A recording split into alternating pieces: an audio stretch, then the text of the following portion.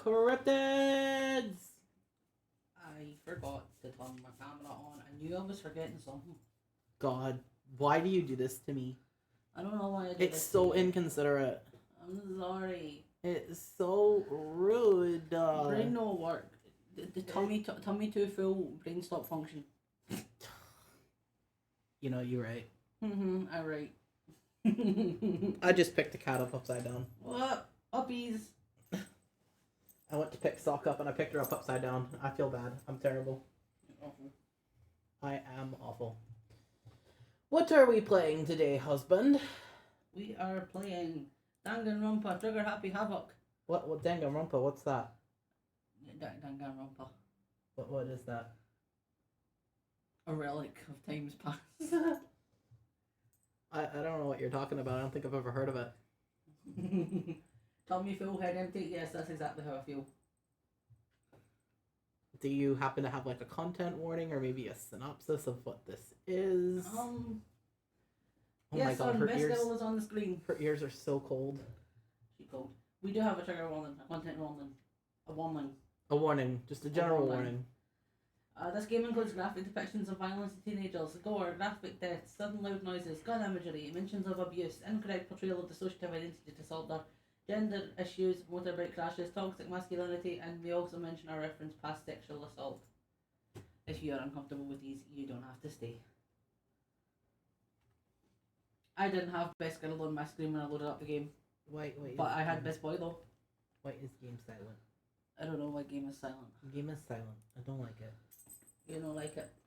You are not supposed to be up there. You were supposed to... No pushing buttons. No pushing... What did you do?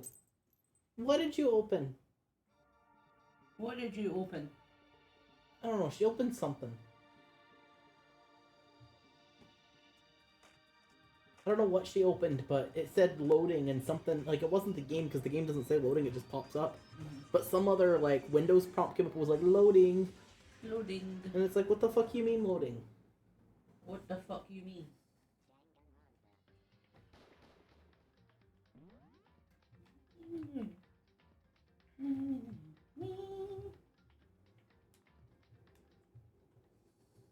Continue.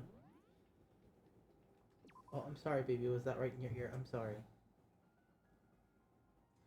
The ultimate despair. A group of people who caused the tragedy 1 year ago. Those same people put together this killing game and began broadcasting it around the world. The most desperately awful group of people ever. That is the mastermind's true identity. Our enemy has finally been revealed. But right now... Right now, we have to get out of this horrible place. Figuring out the rest of the story can come after. The baby. Who's the baby? Sock. I have Sock. I've kidnapped her. She is not thrilled. No. She's like, she's stuck between happy and upset. And I think she's mad because I smell like food, but I don't have anything for her. She's like, you smell like food, so give food. Ow! You do it Scratchy, that's not nice. No Scratchy. Why Scratchy? Catnapped, if you will. Yes, exactly. She was catnapped. She is no longer catnapped, and she has scratched me, and her and I are not on speaking terms anymore. Yeah, you're right. I both need another cigarette and have had way too many today. Oof. Kyoko, do you still have that one thing? Monokuma's secret tool? You know, we were saving for later, the secret mouse tool. The mystery mouse tool. The mystery mouse tool, do you still have that? Indeed. Of course I do. It's an absolutely vital part of ensnaring the mastermind. I would never part with it. I'm surprised she knew what he was talking about. He sounds like a crazy person. And it can open any door in the school, right? That's right. Then we should be able to use it on that door, right? Hey, Kyoko, we can use that key of yours to open this door, right? Let's find out. Kyoko took out the key with the Monokuma design on it and slid it into the keyhole. And then... Yes, it opened! Indeed. And now we can get out of here. Let's go. Sounds good. We quickly opened the door and made our escape from the garbage pit. Finally. We were finally free, but there wasn't even time to take a breath of relief, because the real fight had just begun. Ultimate pain, ultimate suffering, ultimate despair, ultimate execution, ultimate death. Dun dun dun. After leaving the garbage pit, we found ourselves in a tunnel extending straight up like a chimney. There was a metal ladder leading up to the tunnel. We started climbing the ladder, intent on reaching the surface. I hate that. You hate it? I hate that ladder. I hate the existence of it. Yeah.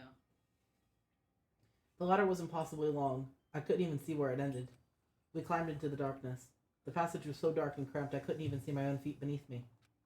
I had no idea we were so far down. Hey. Don't lose your footing. If you slip, I won't be able to catch you. Yeah, I'll be careful. Are you falling asleep up there? Maybe. It's not a smart idea. I had a lot of food. You brought so much. But now that you've said that, I'm kind of getting nervous. Maybe talking will help keep my mind off it. So, Kyoko, there's something I wanted to ask you. Also, did you know I can stick my head up my ass? Look at me. Skilled. You said you're the ultimate detective, right? So how long have you been doing detective work? How long? So, Ever since I can remember. I come from a long line of detectives. Detective work is in my blood. There was a time when being a detective was considered a sacred duty. My family's always seen it that way. Then is your family famous? wrong. Quite the opposite, actually. Even among actual detectives, many people haven't heard of us. But how come? It's like your family tradition, right? So, Right. Because we take pride in it. pride. Indeed. A detective is neither light nor shadow. We represent neither justice nor evil. That is how we can uncover the absolute truth. We stand neutral in all things, and to do that, we have to stand separate from the rest of society. Which is why we've made a conscious effort to conceal our existence. A conscious effort. It's true. It's kind of old-fashioned, and I can't say it's entirely rational, but it's our family creed, and we must do what we do what we must to protect it. Because, like I said, it's our source of pride. Is she gay? She says pride an awful lot. She does, yeah. Only a gay person would say pride this much. Especially during Pride Month of all times. Pride. So that explains. Before I came here, I was looking up info about the school online. I never saw anything about her. Because she had hid herself on purpose to protect the pride of her family. However, And yet, I gave up some of that pride. Huh? In order to enter Hope's Peak, I had to reveal myself to the school. I did it knowing it was something a true Kirigiri detective would never do. But the reason you gave up that pride, the reason you'd go so far to enter Hope's Peak, that's because that's how much you wanted to reconnect with your dad, right? There's no shame in that. what? Reconnect? I had absolutely no desire to reconnect with my father. What? But you'd be reuniting after all those years, right? You would have so much to talk about. Wrong. There's nothing I want to talk to my father about. However, There is something I want to say to him, though. What? No matter what it takes, I have to find him and tell him, face to face. What is it? So, I want to sever all ties with him.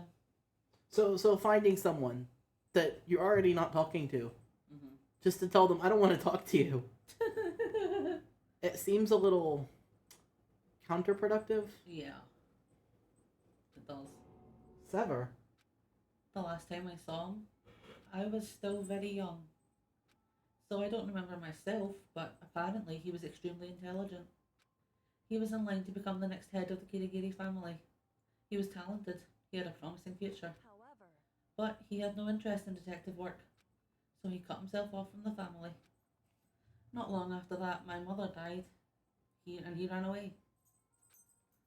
He went to my grandfather and they had a huge argument, and as young as I was, he left me behind. I'm sure there was a reason for that. I'm sure your dad wanted to take you with him. right. If that's true, then I need to thank him. Thank him for leaving me. Because unlike him, I take pride in the work I do.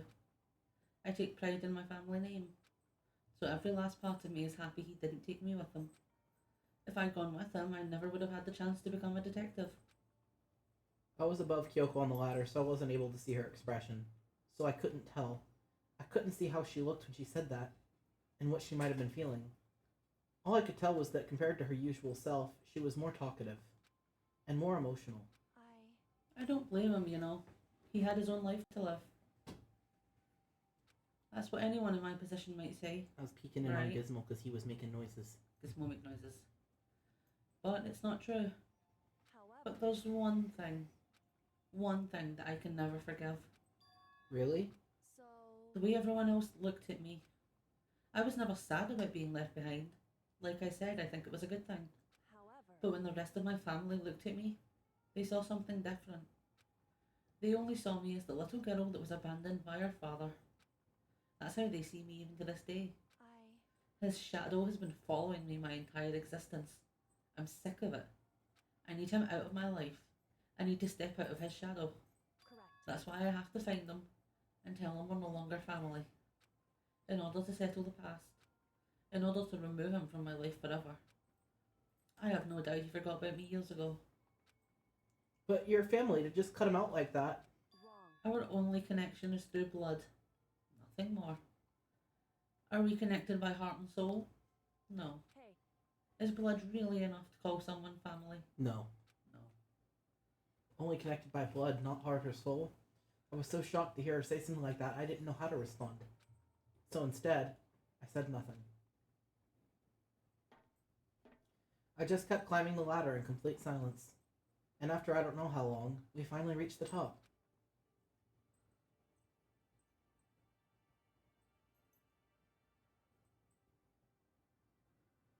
Looks like this is it. Indeed. On the other side of this door, Hope's Peak is waiting for us. We're back. That's right. Remember that hatch on the ground near the trash room? I'm fairly certain that's where they'll come out. I unlocked it earlier, so it should open without much trouble. Well, here goes nothing. I reached my right hand up and pushed against the hatch. The hatch opened up with ease, and so...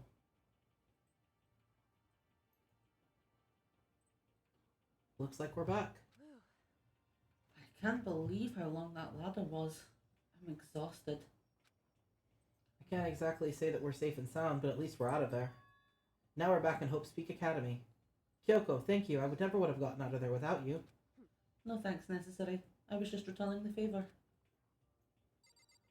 Close. This is how we got out of the garbage pit. I would never imagine this is where it led. Close. Close it. So now what do we do? I'm glad I didn't die, of course, but if the mastermind finds out... And I'm worried about you too. You helped me, so they might... Listen. You're worried? Yeah, of course. So then, Then let's just get a concrete answer. Huh?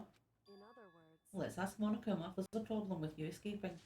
Wait, that's... however, If we try to hide, it's only a matter of time till we're found out. And it's not like we can run away.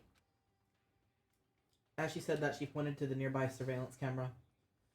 So you're saying rather than stressing out over getting caught, we should just give up now? Don't worry. What you think is going to happen isn't. Because the mastermind is the one that's ensnared. The mastermind is ensnared? You said something like that before. What does that mean? so The mastermind stood exposed during the investigation into Makoto's death. There was a moment where the mastermind let their guard down. There was? right. If we can talk to Monokuma, we can confirm it. And it'll be better for us if we go to him directly before he tracks us down. That should help with our negotiations. Oh my god. Are you okay? I've got like an eyelash that's like escape into the eye. Oh no. I'm still a little, super uneasy about this. But we don't really have a choice, do we? Indeed. Monokuma should be in the gym. Let's get going. Oh, give him a second. He's kidnapping sack. Sack. Sack. Sock again. Shall we go?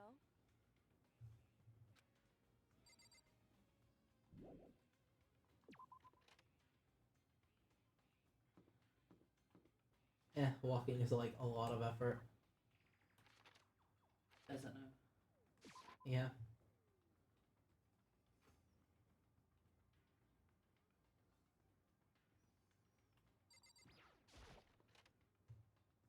Oh, Monokuma. Hey, hey, hey, hey, hey, hey, hey! Kyoko, I don't mind so much. But Makoto is supposed to be dead! What's he doing here? That's exactly how I thought he'd react. Are we really gonna be okay? You were supposed to be punished! Did Kyoko help you? What? So what if I did? What will you do? If the guilty party is exposed during the class trial, they alone will be executed. That's unfortunate, but that is the rule. So now I gotta punish you again! And this time I won't leave anything to chance. Kyoko. Do whatever you feel you have to. What? However, But before you do, let me just say one thing. If you execute Makoto, that means you lose. Not that that matters to you, right? Huh? I lose? You, explain yourself. What do you mean by that? Well, you set up this latest class trial yourself, right? I was getting in your way, so you wanted an excuse to kill me. in other words, I was supposed to be chosen as the Blackened and then executed, right? Hey, what are you talking about? however, But when Makoto chose to overlook my lie, your plan came crashing down. Just cuddle. Just cuddle, no escape. Cuddle. I am so warm. The results of the trial weren't at all what you were expecting. Because you never imagined that in that position, one person would protect another like that. right. And in response to that unexpected development, you reacted by proclaiming Makoto the Blackened and trying to execute him. You made the choice out of desperation. No, more than that. You must have realised that Makoto, who refused to be manipulated, was a threat to you as well. However, But then there was another unexpected development waiting for you. An entity that would throw a wrench, so to speak, in your precious execution machinery. I can't believe Monakuma's interrupting you. Fuck's sake. You're just trying to have a conversation with him, and he's like, I no! was like, dee-dee-doo-dee-doo. She joined in. Okay. You won't sit down. She want down. She no want any more uppies. You know who does want uppies? Who wants uppies? You! Me? You! Uppies? Get uppied. Are you gonna uppy me? No. Are you gonna give me uppies? I'm demanding other people uppy you. Oh, I see. Because it's funny to turn your friends against you. Make them uppy you. Uppies. Uppies. Uppies. Uppies. Hey. Eject him. Hey! Oh, look at you. Look at you, Snud. Look at Steve go. Behaving so well.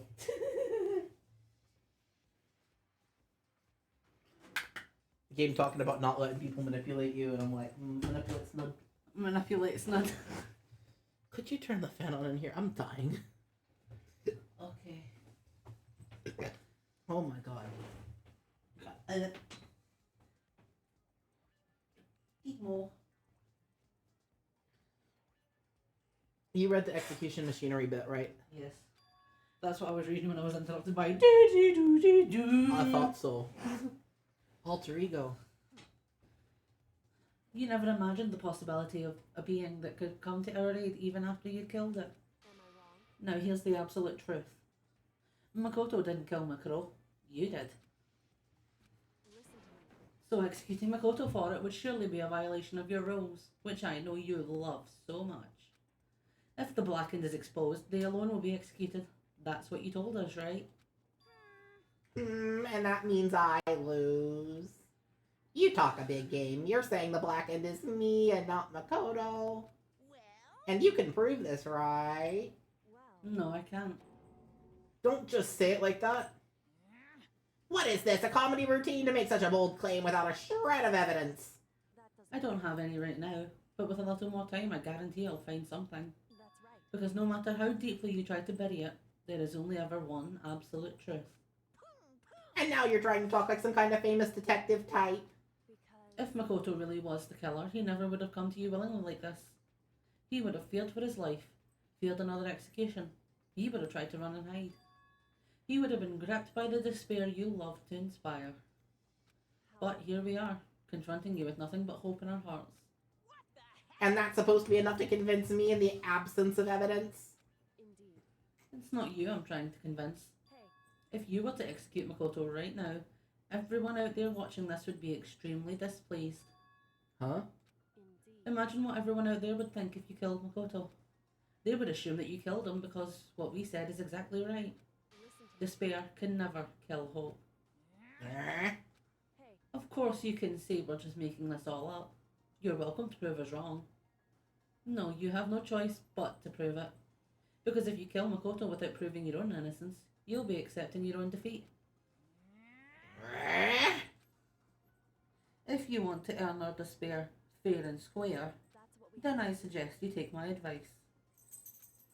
So, what is this advice of yours? It's true. To do Makoto's trial over again. Only this time you follow the school regulations to ensure a fair trial. It's time for one last showdown. One final battle between hope and despair. Hey, Well, that would make for a proper climax, wouldn't you say? A fair trial, one last showdown, in other words. This would be our chance to expose the true identity of Mukuro's killer, the mastermind themselves. But what reason would the mastermind have to accept the challenge? They'll probably just execute me without another word. Interesting. Very interesting indeed. Very. Oh, I was getting bored, so I decided to change things up a little. Time for the bear jokes. Now, what you've suggested might be possible. It would certainly make for one honey of a climax. in other words, Does that mean you accept? If we do things your way, that'll be enough to convince you and the viewers, right? And that would cause you unbearable despair, right? Then I'm prepared to agree to your terms.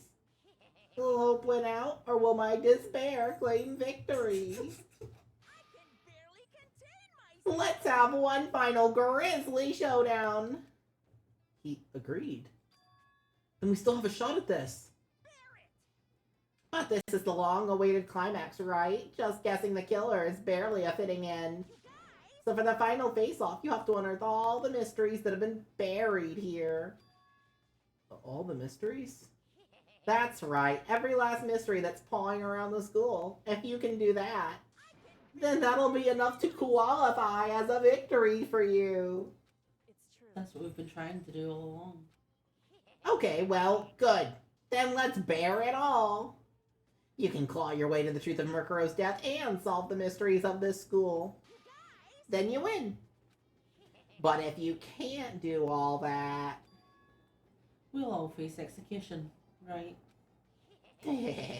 I can barely contain my excitement. When you learn the whole truth, what kind of despair will you show me? Oh, he's done with the bear puns, apparently. What? He's apparently done with the bear puns. Yeah. He's handing off. He's bored already. We're as excited as you are, I'm sure. Listen to When we've uncovered every last truth, how will the ultimate despair reveal their own despair? I was gonna make a joke, but I just realized it's a massive fucking spoiler for Danganronpa 2, so ignore me. Oh, I was just gonna compare him to somebody else who frequently gets bored, that's all. I see. But I can't, so I won't. No.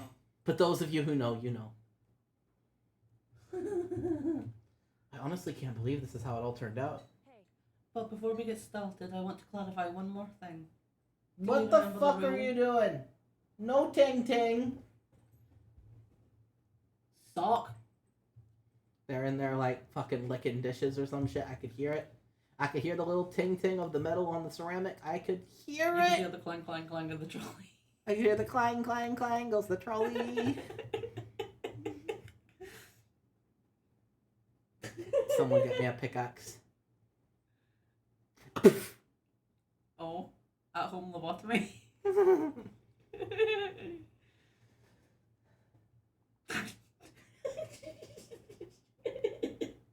If I don't look at him, he's not real. If I don't acknowledge him, he doesn't exist. You guys can't see him, right? You can just see me. This whole time I've been crazy. There's no one there. I had to check to make sure I hadn't actually turned off my camera. That's a very good point.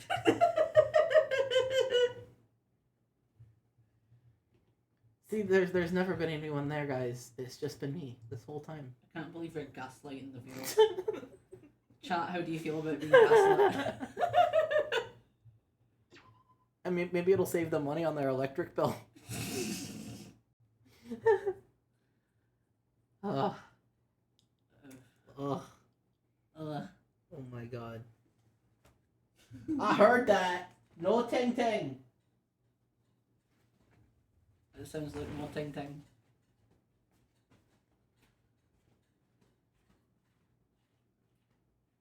No. No! You sound so distressed. She's licking my vodka cup. There may not be any vodka in it anymore, but I don't want her to scratch it up with her fucking tags. She's an alcoholic. Oh my god. Oh my god. Gotta take my cats to fucking AA. Do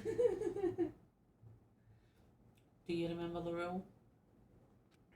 What, the cats aren't supposed to drink alcohol? Yes, that I do. Mm-hmm. Sock. Sock. When one student kills another, that's when a class trial is held. What's wrong? No, he's back to the beer puns. I remember that for sure. So what? Hey, I just want to confirm that is what you said, right? And it's a true statement? You don't have to be so suspicious. I've said it before, but it bears repeating. Everything is based on the school regulations. And having a trial for Murkuro is no exception to that. Huh? Murkuro's trial is no exception? Then it's part of the regulations? Which would mean that whoever killed Murkuro... It's a very polarizing approach, I know, but okay, enough puns. Anyway, here's a hint. I'm sure I told you this already, but this killing game began with 16 participants, all of them high school students. The only people to take a single step in Hope's Peak since the killing game began are those 16 students. What? listen. Are you telling the truth? Why'd he go quiet all of a sudden?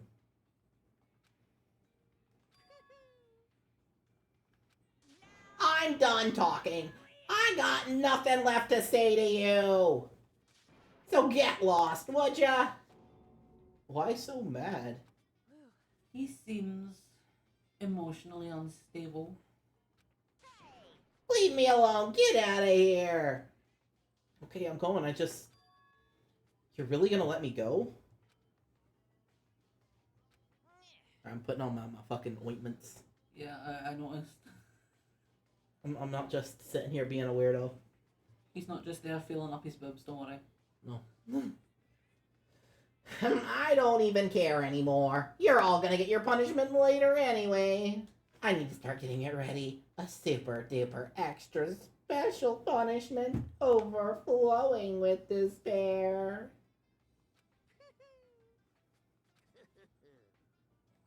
Hey, Come on, Makoto, let's go. Okay.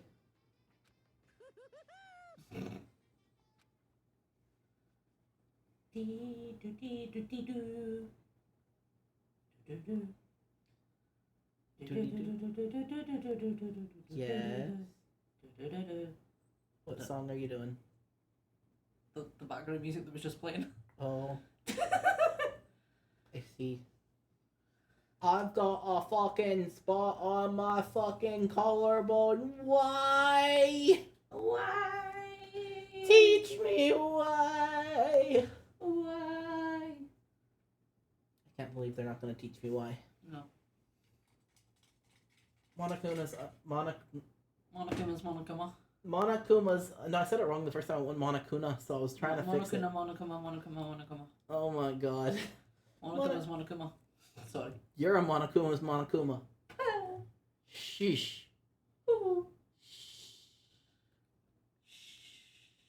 Monokuma's unstable laughter seemed to cling to us as we walked away. And just like that, we were out of the gym. Oh, so majestic, out of the gym. Simply walking through the doors takes you out of the gym. Never would have guessed. I could hardly believe it, but somehow I ended up not getting executed. I still had my life and we had a chance.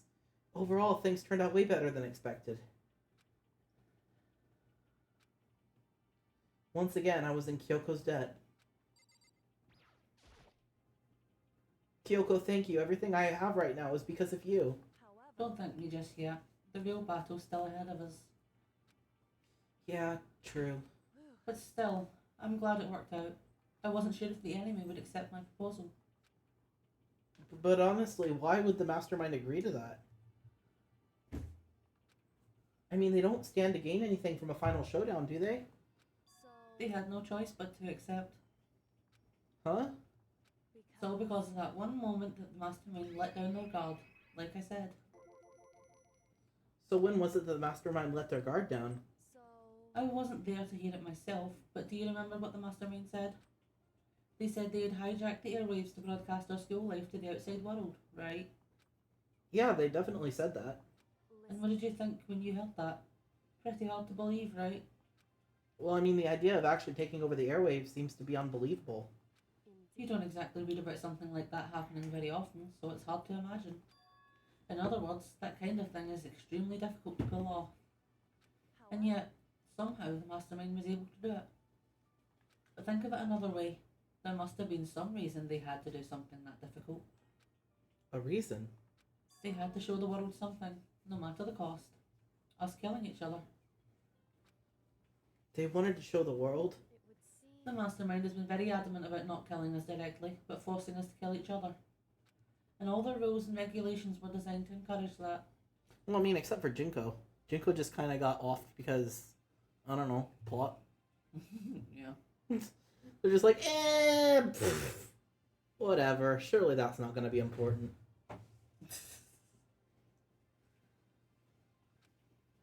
Yeah, that makes sense. If those stupid regulations didn't exist, nobody would have killed anybody. in other words. So the mastermind's ultimate goal was to make us kill each other and show that off to the world. But why? Correct. To prove a point, most likely. Prove a point? Hey, The outside world has a name for the students of Hope's Peak, right? A certain concept. You're talking about hope, right? And for those of us who represent hope to kill each other and sink into despair. We just need one less character. Let's kill the bimbo.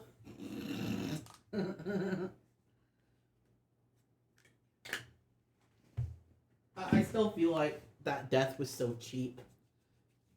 Yeah. I mean, I guess it's technically what we were warned was gonna happen.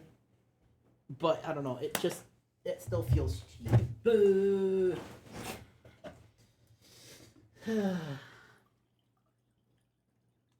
that's right. I read that line. You just didn't skip ahead for it. So I was busy reacting You were too to busy the chat. feeling your tits. I was reacting to the chat. No, you were too busy feeling up your own moves. Oh my god.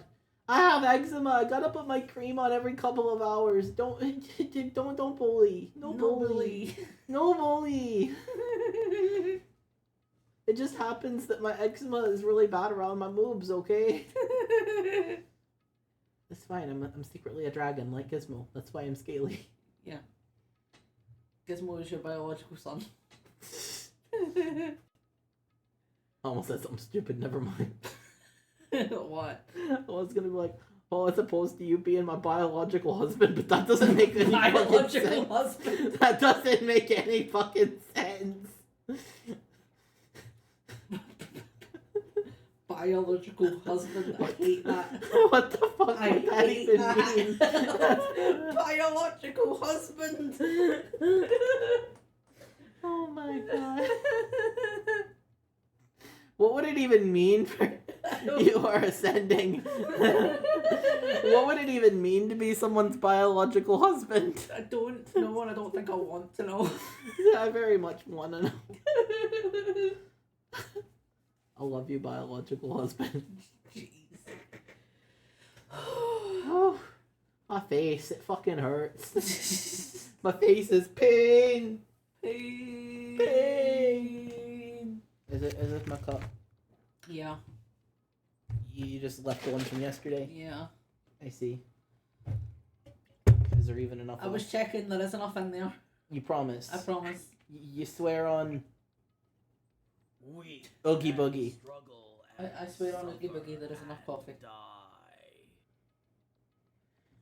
See, I make the coffee in the morning and I ask him before I make it, do you want any coffee? And then he goes, yes I do. And then I leave the coffee through here all fucking day and he doesn't touch it. Forget about it. I guess Oogie Boogie gets to Oogie Boogie another day. Mm-hmm. See, I told you there was enough. Usually you say there's enough and there's fucking not. That's why I had to check first. You check first other times and there's still fucking not. Because there is enough! The mastermind wants the world to see that out to try and prove that despair is better than hope. That's their goal, is the ultimate despair. What? What? They want to prove that despair is better than hope? But that's fucking ridiculous. You're right, it is ridiculous. Completely irrational. It's the kind of thing that nobody but those who call themselves the ultimate despair would devise. It's the kind of thing that biological husbands do.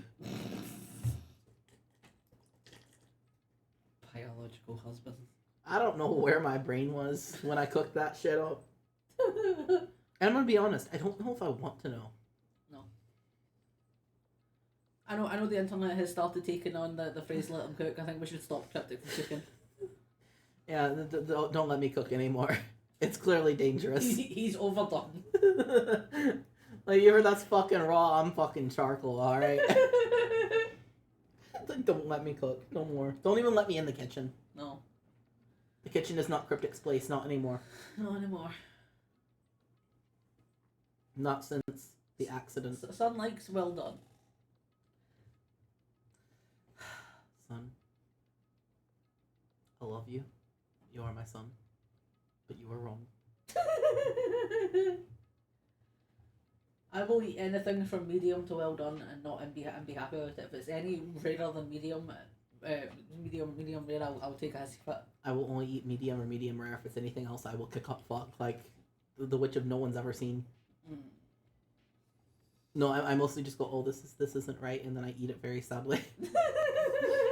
Like, this makes me sad. Eats it sadly. Sadly munch.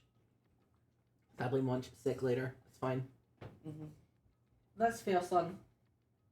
That's fair. I mean, it took me moving here to start liking things that were anything less done than well done, so I get it. I had to influence him.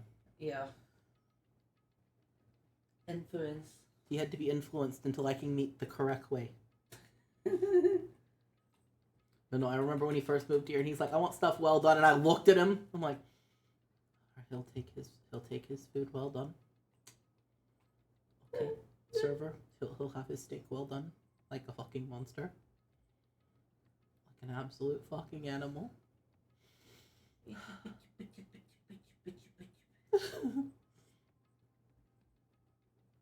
I like the juice. Sometimes I like mixing the juice the juice with my mashed potatoes. That's what I do. I mix it in with my baked potato. Sometimes I just flop my baked potato upside down and let it soak up all the juice, and then flip it right side up and eat it. Yum, yum. I like the steak juice. The steak juice is delicious. I've been known to lick the steak juice off my plate. He does it in public as well. Sometimes. Mm-hmm. Not often. Not all the time, but sometimes if he's in a silly, goofy mood, he'll lick the plate. And then Spirit has to, like, put his head down on the table and hope no one saw him there. He has to hope nobody saw him come in with me. Uh-huh. He's like, oh my god, you did not just do that. This is a nice restaurant. And I'm like...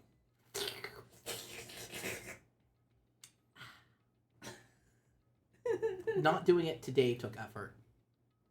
Mm-hmm. I see. The plates we had today was swimming. Mm-hmm. I was like, oh... No. Cannot. This is kind of fancy. Cannot. This is fancy place. No licking plates. Damn, but I want a lick plate. Eat banana, lick plate. That's all I want. Eat banana and lick plate. Eat hot chip and lie. I can't have hot chip and lie right now. I'm so sad. Oh, it make the tummy hurt. It make the tummy hurt. think I still have hot chip and I can't eat it. I think you do. You can have them because I can't stomach them and I'm upset. I don't like the way hot chip tastes over here. Fucking weirdo. I don't like the way hot chip tastes in Scotland, so there. Weirdo. That group whose only purpose is and motivation comes from despair. Keep skipping his lines because I think I'm funny. He thinks he's funny, but he's not. But is that really their only reason for making the rest of us suffer? I know how angry it must make you, and yet that same motivation is what led to the mastermind revealing their weakness. What? What? In other words, Because their goal is to broadcast this killing game to the world. The mastermind has to be more particular than is reasonable about their own regulations. If the mastermind simply ignored their rules, this wouldn't have been a game, but a one-sided slaughter. at the very least, At least that's how those who are watching this would have seen it. And that's why the mastermind couldn't kill any of us themselves? You know, except for the one person the mastermind did definitely kill. Mm-hmm. Wee. Well, Wee. 1, 2 people. Wee. Wee. You were gonna break that chair one of these days. Wee. We literally just got them and you're gonna snap it in half. Wee. You just keep swinging it back. It's fun. It is fun, but, like, you're just gonna snap it in half and cry at some point.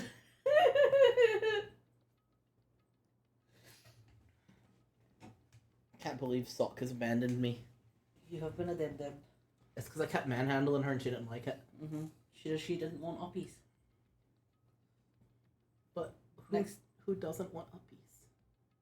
indeed. I don't know. Sock. But why? I don't know. Sock just doesn't like uppies. Uppies! You say it enough, it happened. It happened. We can rely on Son and Steve to give me uppies. But never me. Never you. You don't give me uppies. No, I would never give you uppies. I would never. Never give uppies. Uppies!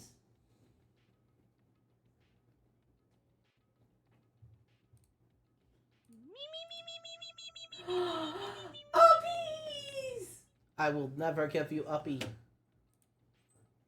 I was given the uppies.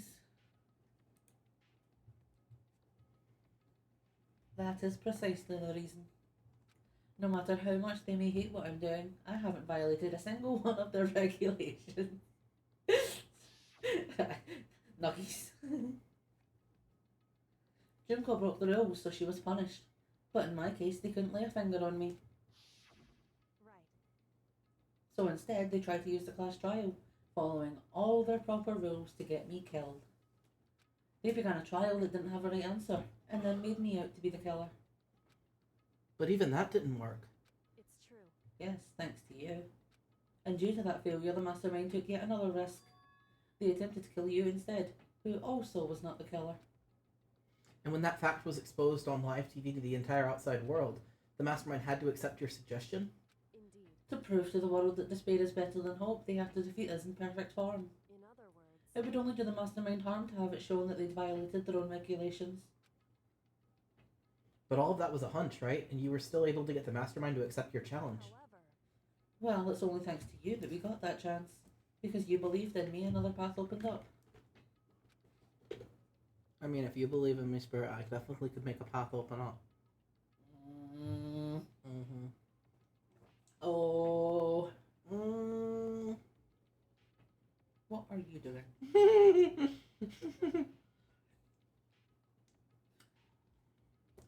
Oh, the blah, blah, blah, blah, blah.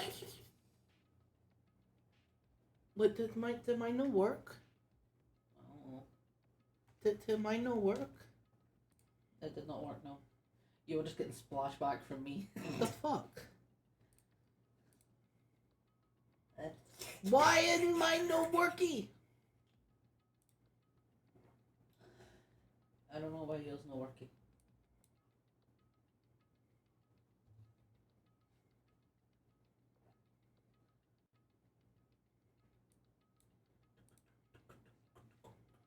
Hold on. They are titled right. I don't know why they no work. I don't know. Bullshit. Bullshit. Oh shit.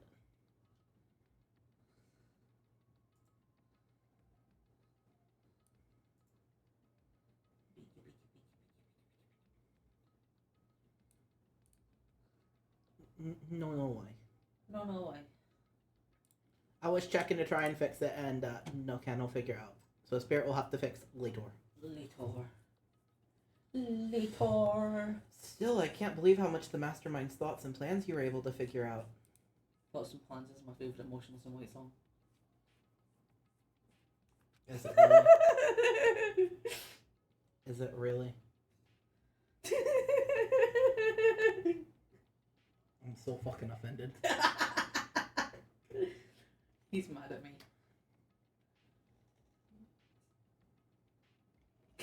Chaos. We'd be getting a divorce right now if it weren't so much paperwork. Fucking thoughts and plans. Fucking thoughts and plans. I didn't have the slightest clue. It's your line. It's your line, Mr. Teehee. Mr. Teehee. In the end, though, I couldn't prove any of it. It was just my reasoning. Essentially, I was making a bet. But it looks like I got it right. This time, at least, I won the bet. She let out a quick sigh. I took it as a small sign of relief. To be honest, I haven't been that nervous in a long time. I totally couldn't tell you were nervous at all. You seemed totally confident from the moment we decided to go talk to him. Well, presenting a strong demeanour is a fundamental part of negotiation and persuasion, wouldn't you say? Plus, if I showed my uneasiness, that would have just made you that much more uneasy. Yeah, you're probably right. How pathetic.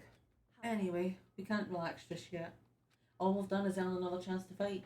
We have to win this time. Correct. Or everything we've gone through will have been for nothing. You're right. If we can't defeat the mastermind, it'll cost us our lives. There's no exception except to win. Or no option except to win. To win! To win! But before we begin the final battle, we have to tell the others what's going on. True, but now we know who our real enemy is. All we have to do now is work together with everyone to destroy the mastermind. Work together with everyone. However, Is that really possible? Huh? Anyway, right now we have to go find the others. shall we go? They're probably in the dorms somewhere. Shall we go?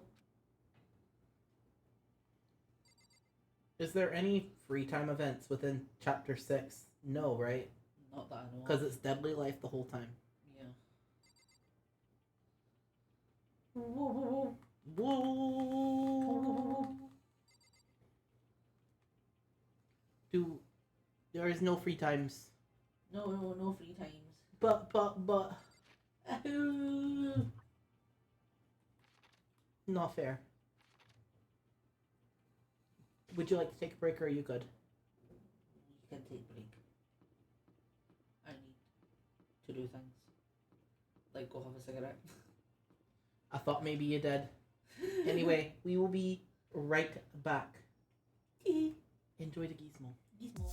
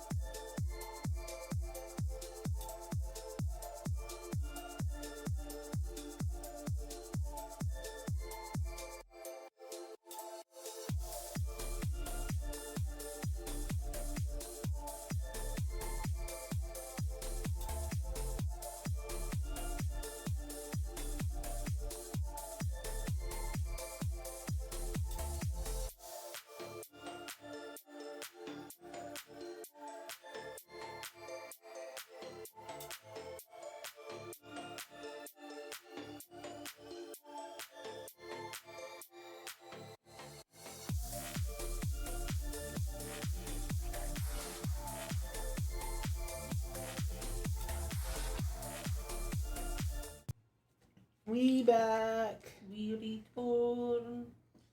And Spirit fixed some things, so thingies should work now. I'm just gonna test it.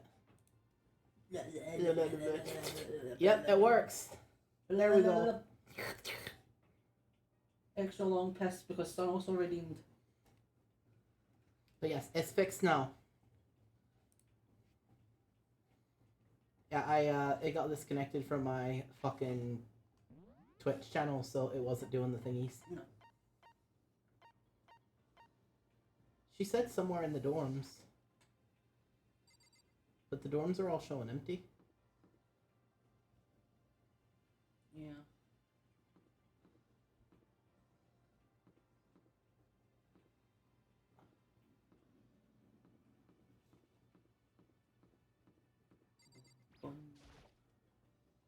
Gate is locked. Oh. What, did you figure it out? Cafeteria. But I know it's not marked as empty. having people in it.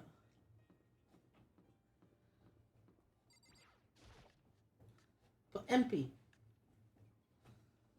Empty. And suddenly we were greeted with. Oh.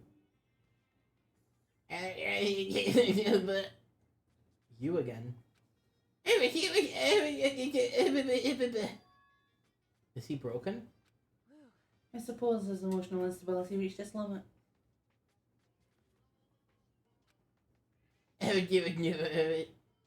6-1. What the fuck? However, I wonder what that was all about. I couldn't help but let out a sigh of relief. Ah, is that Makoto? You guys! It is! There's no two ways about it. That's Makoto. Huh? You survived? Jeez, you're like a stubborn little cockroach, you know that? I'm just Something tells me that's somewhat affectionate. Not a ghost, Mhm. right? Like the tone of that. Yaki is happy he's there. yes. Everyone was there, all my friends who'd struggled together and survived. As soon as I saw their faces, I couldn't help myself. I started to tear up. What? Wait, what's that smell? What the heck? Yeah, man, that seriously reeks. It's Makoto. He smells like a wet dog. Get away. Shoo, shoo. And in a flash, my tears dried up. Yo, Makoto, what's it like hanging out in the spirit world? I didn't go to the spirit world. you know? Did you get to talk to her? Who? Hmm. Miss Cleo. No, I didn't talk to her. I mean, I didn't go to the spirit world. I mean, who the hell is Miss Cleo? We don't talk about that here. We're not talking about that. No. I also don't know, but something tells me I'm good at all. I'm gonna check myself before I speak. Hold. I just want to make sure she's who I think.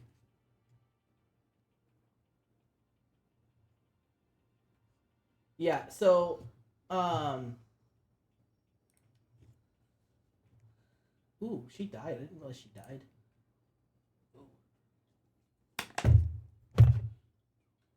So, yeah, I was remembering right. I just wanted to make sure. She pretended to be a psychic? Right. Question mark? Because she was constantly, it was constantly proven that her predictions weren't real. But she did a phone pay per minute service. It was the Psychic Readers Network, which has been debunked a lot. Her real name was Yuri Del Harris. She apparently passed away in 2016. I didn't realize she died. But she ran this pay per minute psychic network and was brought on to numerous people who tried to debunk the supernatural to do psychic tests and stuff, where she failed all of them. Right. But she's commonly considered to be a hack. Right. But I don't know if she genuinely believed herself or if it was just an act. Yeah. But let's see. She was born in LA, and part of her big selling point was that she claimed that she was a Jamaican shaman and she was born and raised in Jamaica, which isn't true. Right. The network would also send out like these emails and be like, you have a special reading from Miss Cleo. You got to call immediately. Something bad's going to happen to you if you don't call. Right. And so these calls would be marked as free in these emails, but people would call up and they wouldn't even speak to her. They would speak to somebody else who was reading from a pre-written script. Uh-huh. And then they would be charged up the ass for these psychic predictions that were just written the way that they do fortune cookie fortunes, where they're just written out in mass and you're randomized which one you get. Yeah. So the whole thing was considered to be pretty much a scam. The network was sued by a lot of different people, as well as the FCC, because they found that it was scammy in nature and that they weren't actually doing psychic work. The whole thing was just a scam to get people for money. Mm-hmm. So I think the fact that Yasuhiro believes Miss Cleo is real is meant to speak to how dumb he is. Right. Because it was a scam. Uh-huh. The whole thing was a scam. I'm looking to see if I missed anything. I think I covered pretty much all of it. Yeah.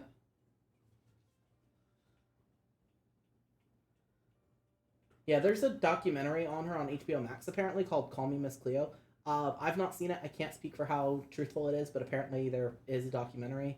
Mm-hmm. And I think she was queer.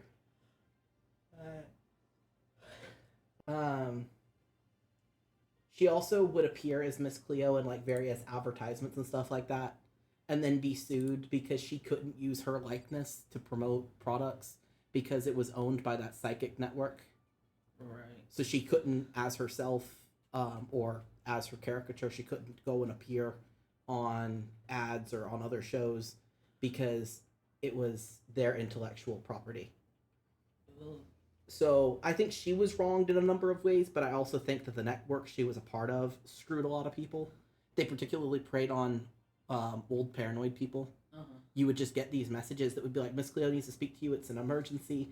She has seen something daunting in your future. You must call this number and speak to her. And you have a free consultation, and the consultation wouldn't actually be free. These people would owe a bunch of money. And they wouldn't even speak to her. They would just get shit, basically. Right. So I was double checking. I wanted to make sure that I had the right person. There are a lot of famous debunked psychics, but I wanted to make sure that I was remembering the right person. Mm-hmm.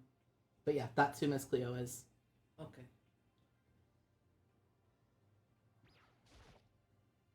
You'll actually find old people now, even though she's been dead for like 8 years. Because she died in 2016, so she's been dead like 8 years. But you'll still find people who are older, who are on like talk shows or just talking to their family or whatever, who still think very highly of her because they weren't aware of the scandal. Right. Like, I personally have known people who were huge fans of her, and even though everything came out and they found out that basically the entire network, not just her, but the entire network was full of shit, these people still believed in her and they think that she was getting shot on by the deep state. Basically, it's a conspiracy.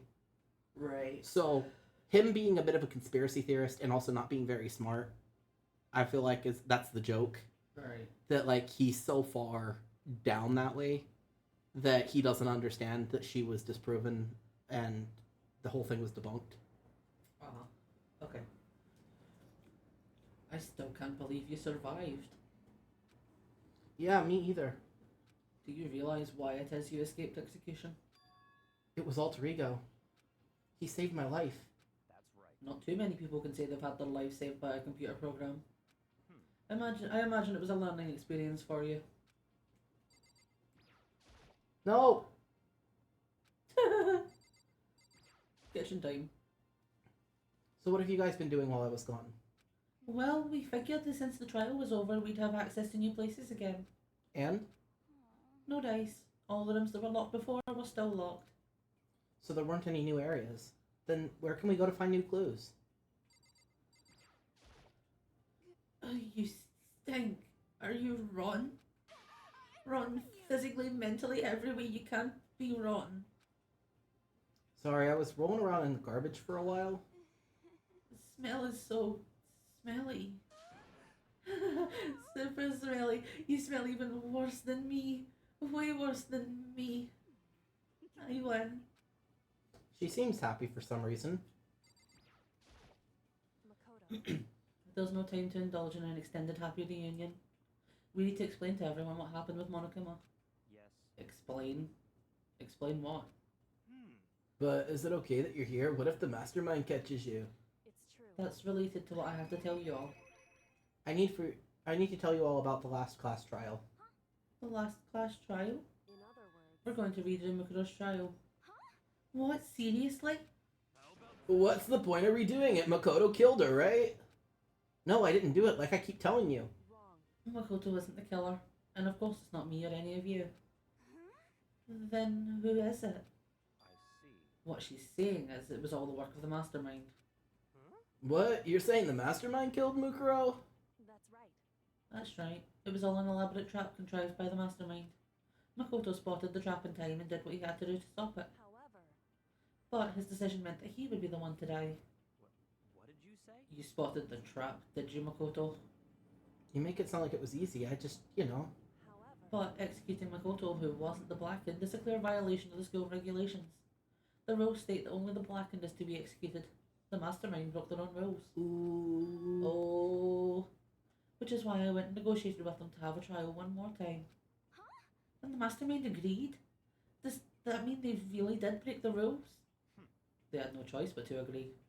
You used the TV broadcast to gain the leverage you needed, didn't you? Correct. Very observant of you. Naturally. I recall what you said at the end of the last trial. When you said now it's the mastermind that's ensnared, that's what you were referring to. Don't be mean. Hey, I'm totally in the dark here. For anyone who doesn't understand, you can ask Kyoko to explain it again. Later. So, knowing all this, what are we doing now? About that. It's about who killed Mukuro, right? So our job is to expose the mastermind? But there's more to it than that, correct? Yeah. For us to win this time, we have to solve every last mystery surrounding the school. Every last mystery? But we've been looking around all this time and we still don't know anything, right? Anyway. You've probably guessed already, but if we lose this time, everyone dies. Everyone? Hey, who said you could agree to those terms without talking to the rest of us? I'm fine with things the way they are. I'm fine living here forever with Master. I, meanwhile, want to get out of here as soon as humanly possible. Anyway, at this point, the only way for us to survive is to unravel the truth. In other words, one decisive final battle. A rather interesting development, I'd say. But figuring out who the mastermind is, and how they killed Mukuro, and all the school mysteries? It's a pretty tall fucking order. Maybe, but this trial is different. We know who the enemy is now. So if we work together and search as hard as we can, I'm sure we'll solve those mysteries. I'm not so sure about that. Huh? I can't agree with the idea of working together with everyone. You can't agree. Why not? I mean, working together with everyone seems like the most obvious way to solve all the mysteries. Indeed. That's what I thought too at first. Until Monokuma gave us that little hint of his. Hint? It's a very polarizing approach, I know, but okay, enough puns. Anyway, here's a hint. I'm sure I told you this already, but the killing game began with 16 participants, all of them high school students. And the only people to take a single step in Hope's Peak since the killing games began are those 16 students. I see. Monokuma said that, did he? Then Kyoko's opinion is perfectly reasonable. Huh? But why? So in other If the words, mastermind really is the one who killed Mukuro, as Kyoko says, then the mastermind would have had to set foot in the school, right? Monokuma could probably murder Mukuro, but there's no way he could have disguised the scene like that. in other words, But according to Monokuma, the only people who have set foot in Hope's Peak are the 16 students who have been taking part in the killing game. Then the mastermind is... There were 15 of us in the main hall at the very beginning. Add in Mukuro and you get 16.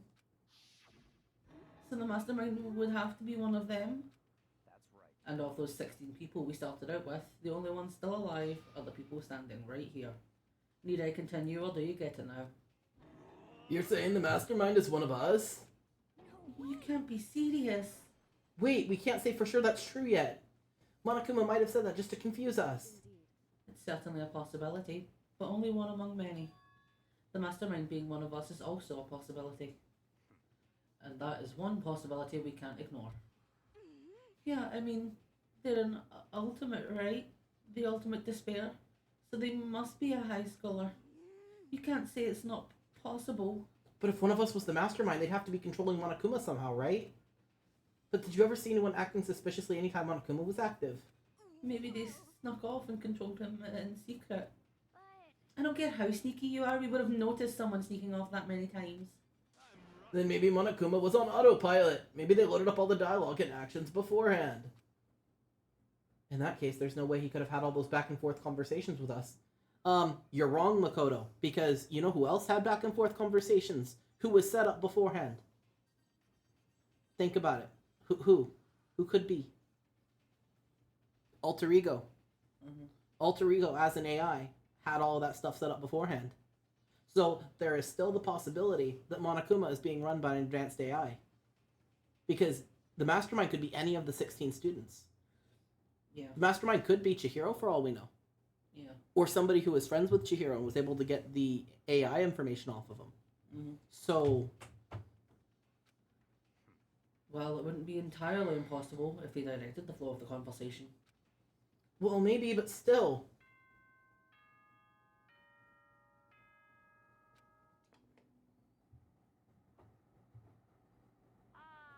this is a school announcement.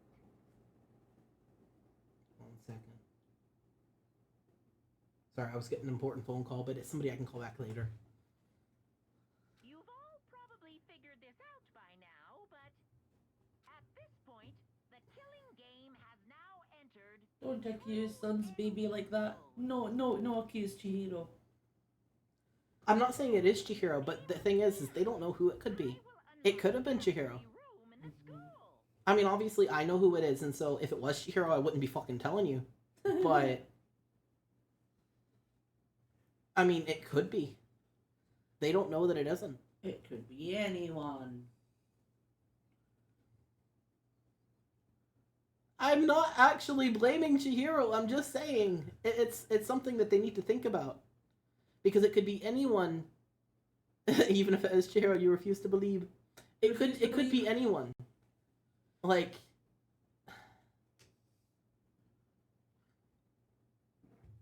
It's been Makoto this whole time.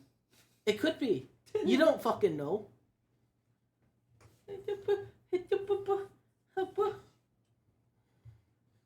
My point is they need to consider all the options. Monokuma being AI driven is an option. Mm-hmm. And like I said, it wouldn't even have to be a case where the mastermind is Chihiro for that to have been the case. We've figured out at this point that they all knew each other beforehand and had their memories wiped. Yeah. So the person could have had Chihiro build an AI for them, you know, and then use that AI without Chihiro's knowledge. Yeah. Doesn't necessarily mean it's Chihiro, but it is a possibility that one of the people who is still there could be controlling Monokuma using an AI when they're not in the room to control him, and then controlling him manually the rest of the time. Yeah. So it could be one of the people who is still there, because Monokuma doesn't have to be actively controlled. Mm-hmm. And again, this is not me saying that he is definitely an AI or anything. It's just me exploring a way of thinking that they didn't cover. Because it's a pretty big thing to leave out. Mm-hmm. Look wherever you want. Solve the mystery in whatever way you see fit. Then we can all meet up at the class trial, okay? Are you okay? Yeah, I could just hear on your side. I'm trying to tell if it's the controller or if it's the I headphones. think it's the headphone.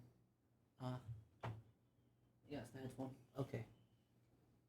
It was just throwing me off because I've not been able to hear anything, and then I could suddenly hear a bunch of Monokuma everywhere, and I'm like, what? Yeah, sorry, it was very quiet and I had to turn up the volume. I can turn it back down. Oh shit, I skipped your line, sorry. I also skipped that line. I think it was very magnanimous of him to unlock all the doors. I don't know. The time for talk is done. Now we need to begin our investigation. But, I was planning on working alone from the beginning anyway. In the name At of this my point, I can only rely on myself, on the Togami blood flowing through my veins. I have no time to worry about the rest of you. Each of you must uphold your responsibility. Well then. after making his final statement, Byakuya left the dining hall. Master, he didn't take me with him. Do you blame him? Without Master, the rest of you are like coffee with cream without the cream, or coffee. You're totally useless. So, bye. With that, Toko trudged out of the dining hall. And now she's gone. And you're gonna go off by yourself, right, Kyoko? Indeed. That's right. Which just leaves Makoto, Hina, and me. You know? In that case, I'm gonna go by myself too. Wait, how come? How about that? Just wait and see. I'm gonna use my totally awesome spirit power to figure out the mastermind's identity. Laughing out loud, Hiro left the dining hall. Everyone's really gonna go off by themselves? What about you, Hina? I guess I'll do the same thing. I mean, it's not that I don't trust everyone, you know. But up till now, I haven't really been all that useful. I just depended on Sakura and everyone else. You're not useless. If you hadn't been here, I would have died. Makoto. That's really nice of you to say. But still, I know I've been mostly totally useless. So I figure at least here at the end, maybe I can find something that'll help us all get out of here. So I'm gonna go off and do it all on my own. Okay, see you later. Hina was surprisingly in high spirits as she dashed out of the dining hall. And once again, it's just us two. Indeed. So you're gonna go off on your own too, right, Kyoko? However, Well, don't misunderstand. Just because we're going to do our searches separately doesn't mean we can't still work together. so That goes for all of us. I think I see what you mean. Doing our own investigating doesn't mean we can't work together in the end. I should just see us splitting up to cover more ground. And then we can get back together and share what we found. Yeah, that's right.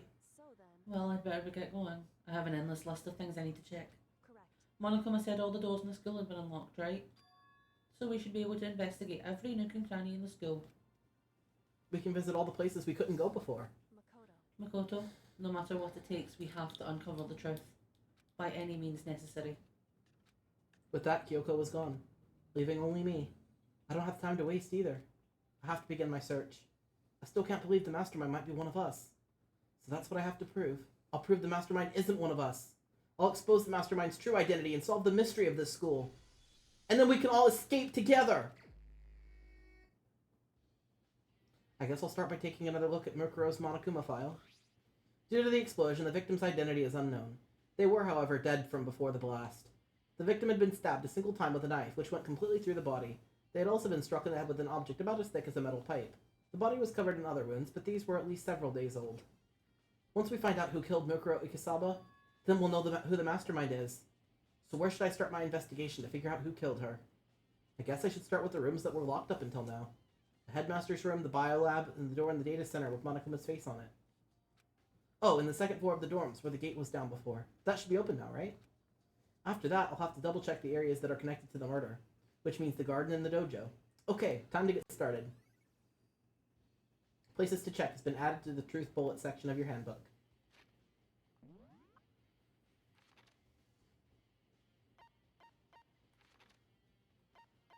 So where we go first?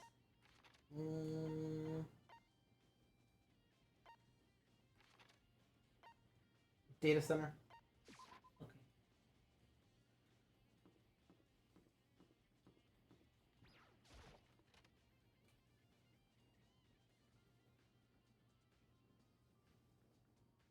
Hey, Makoto. Oh, Makoto, are you here to look around too? Is that what you're doing here? Yeah, I can't help but wonder about that Monokuma door. Yeah. So I figured if all the doors in the school have been unlocked, that one should be open too, right? Although, I couldn't bring myself to open it. Because it might explode, right? And that'd really suck. So you open it. I'm sure she didn't mean it, but that made it sound like she was okay with me getting blown up. Kaboom.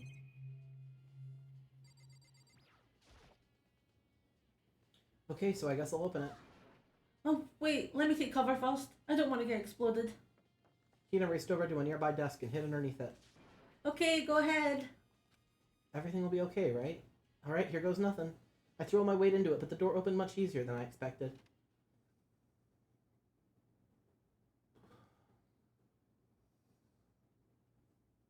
There was no explosion, thankfully. My first impression was, Whoa, this place is totally sci-fi. Yeah, I was kind of thinking the same thing.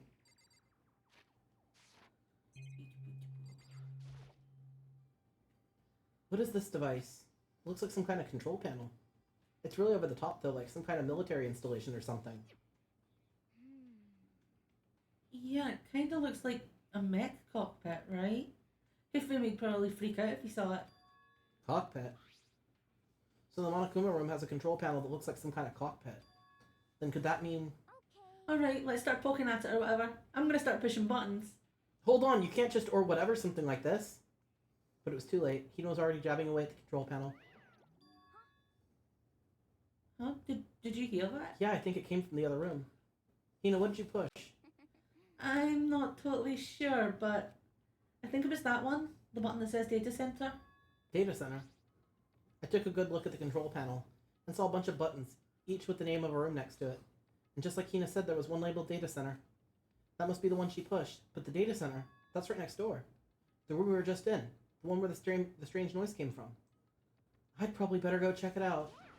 Yes, please. I'm kind of scared out of my mind right now, so I'll just cheer you on from over here.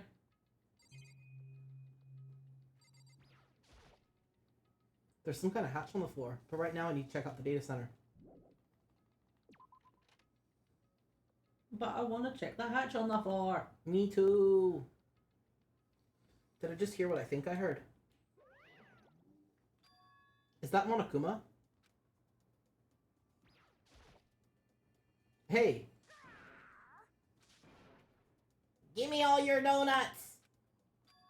Is that you, Hina? Aw, man, busted. How did you know? Say what? Anyway, what's this? Some kind of remote control camera kind of setup? You don't even know what you're controlling? Well, I mean, I can't really see anything from in here. Found it. Ah, guess what I found? A self-destruct button. Whatever you do, don't push it! Too bad. Aw, man. Were you seriously gonna push it? Anyway, I guess that settles it. The room with the Monokuma drawing on it and the control panel inside. See, like I said, I wasn't going to tell you, oh, Monokuma is AI, and that actually be the case. No, but it's something they should have considered. Like, I'm not going to give you the answers like that. Would never. What? Hey, Makoto, what the heck was that just now? Monokuma. Huh? What do you mean? What you were controlling just now, it was Monokuma. Monokuma? What, for real? Yep, it looks like that panel definitely controls Monokuma. Which means the Mastermind has been controlling Monokuma from this room.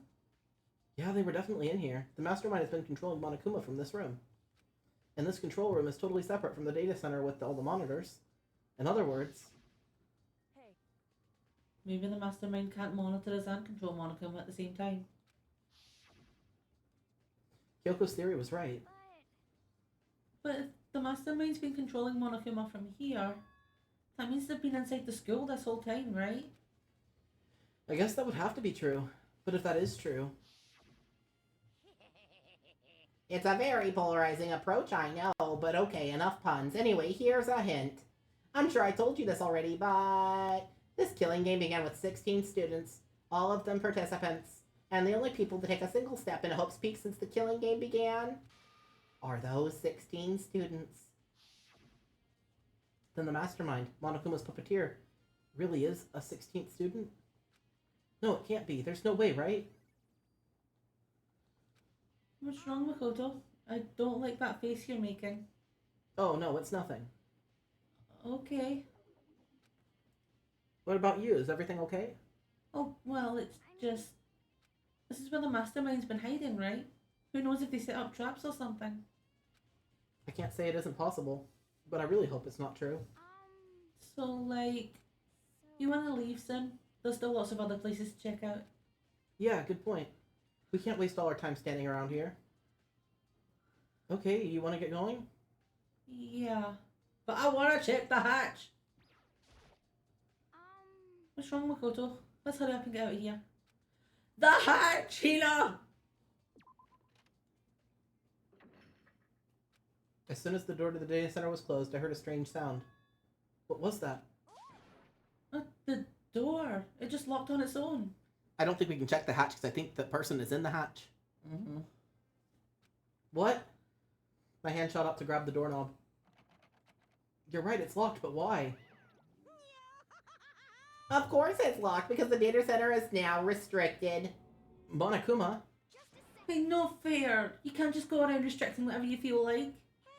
It's for your benefit. Because if that room stays open, I wouldn't be able to move around.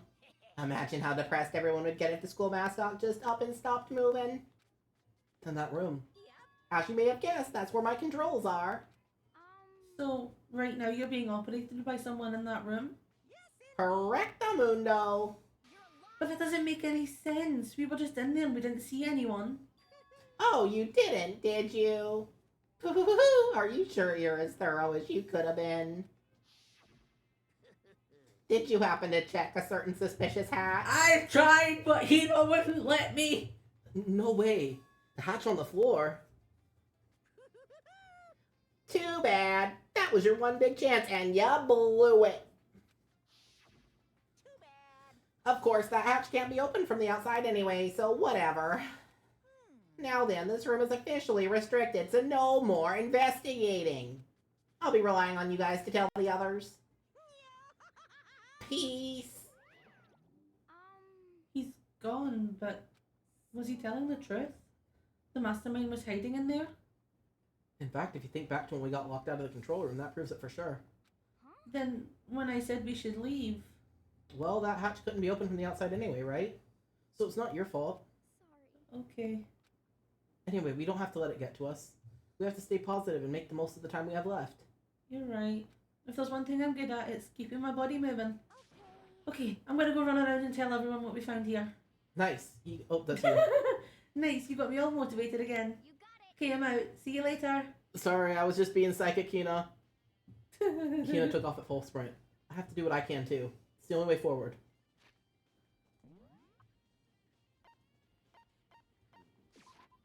Headmaster's room.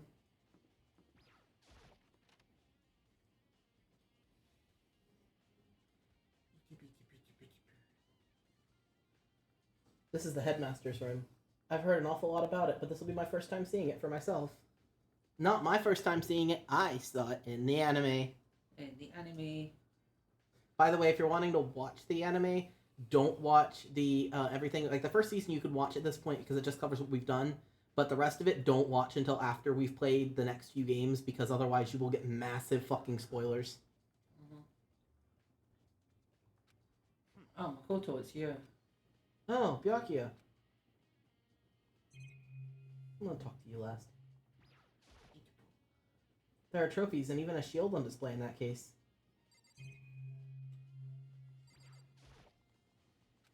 Monitor. Come on. Oh, sorry. Hey, Makoto. Not possible. Are you ignoring me? You think I'll forgive that just because you're you? Such ignorance. When we get out of here, remember this moment. There are documents scattered all over the floor. Somehow it makes me anxious. If I click on this again, Come on. yeah, Not okay. He's gatekeeping that book. Fuck's sake.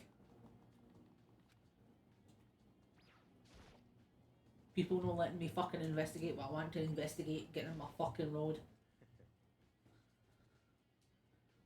Okay.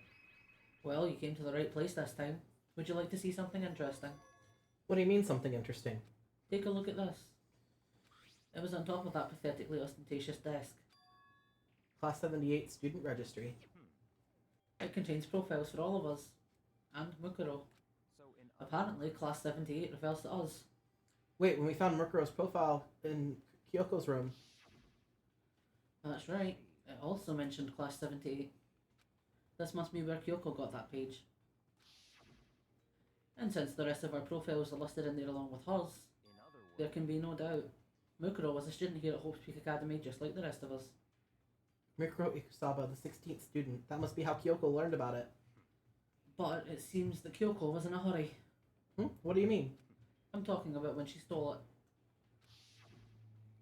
The uneven tearing, the way the paper had been crumpled. She must have been in a hurry. Well, since she snuck in to get it, I'm sure she wanted to get out as fast as possible. But what's your point? She was in so much of a hurry that she only got the first page. The first page. Correct. Mukuro's profile actually contains 2 pages. What? So In other words, when it comes to this profile, there was more information about Mukuro that we still didn't have. What kind of information is it? Why do you ask me to explain every little thing? You can I read, was can't you? fucking trying to read. But you were Byakuya. gatekeeping it! It seems to be some sort of detailed report put together by the headmaster himself. I don't know what kind of man he was, but I'm glad he left us such an interesting clue. Also, I hope you don't mind me interrupting you almost every time you talk as Byakuya, but I'm getting such a power trip off being able to interrupt him and nothing gets done about it. It's so fucking funny. He seems like the kind of person, if he did that, he'd crush your throat with his fucking shoe. Yeah. And it's like, what are you gonna do to me? What are you gonna do, anime boy? What are you gonna do? What you gonna do? I was half listening to Byakuya when I skimmed through the report. Mukuro reappeared suddenly, and in the background entity floats, but close just out of reach. The entity known as the Ultimate Despair. Right now I can't be sure if this is a single person or some kind of group. Whatever it is, Mukuro definitely has some sort of connection to it. I have a bad feeling about this. I need to push it forward with my research into the Ultimate Despair. And I need to pay attention to Mukuro's behavior too. This is just my gut feeling, but I think she's dangerous.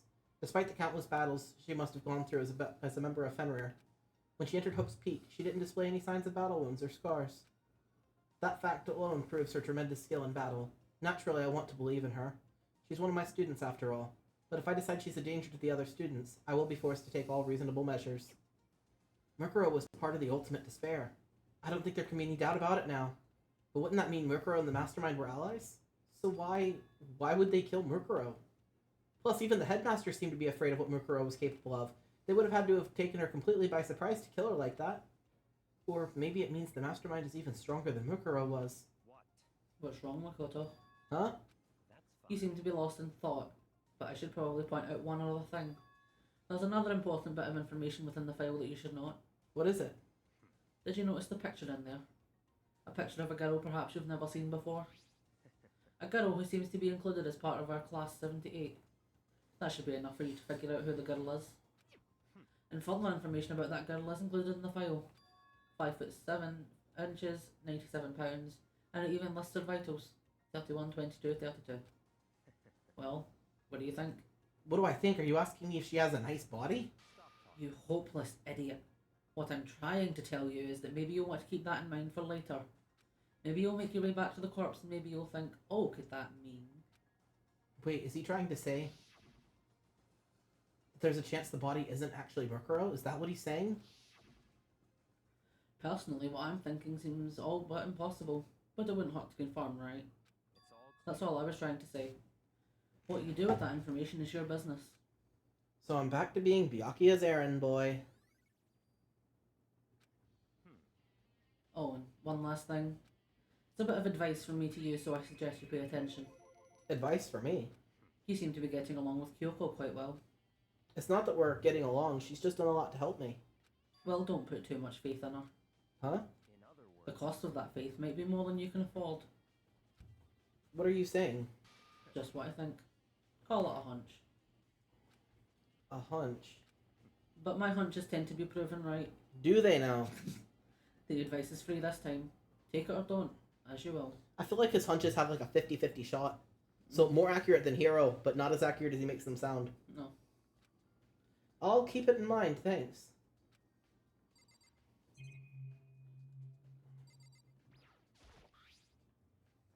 Class 78 student registry. Apparently that's us.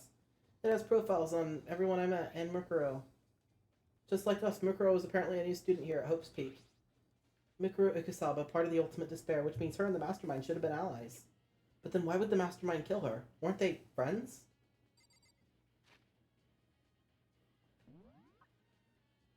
Where to next? Biolab. Biolab. Raw. Raw.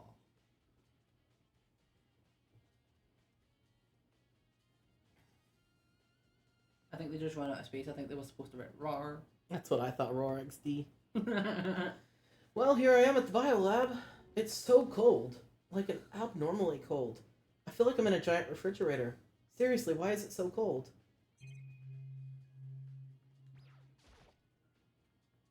It's a stack of tarps here. I've been seeing a lot of these lately. Monitor. Camera. Oh, it's so cold. Why is it so cold in here? The first thing I need to figure out. Everyone being so difficult. There's some kind of weird machine or something built into the wall. And on the left side, there's a bunch of glowing blue lights. But on the other side, some kind of weird machine. Something like this before.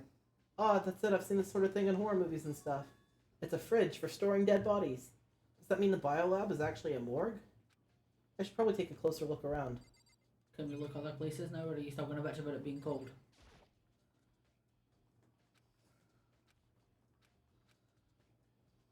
The right-hand ones are off. Oh my god.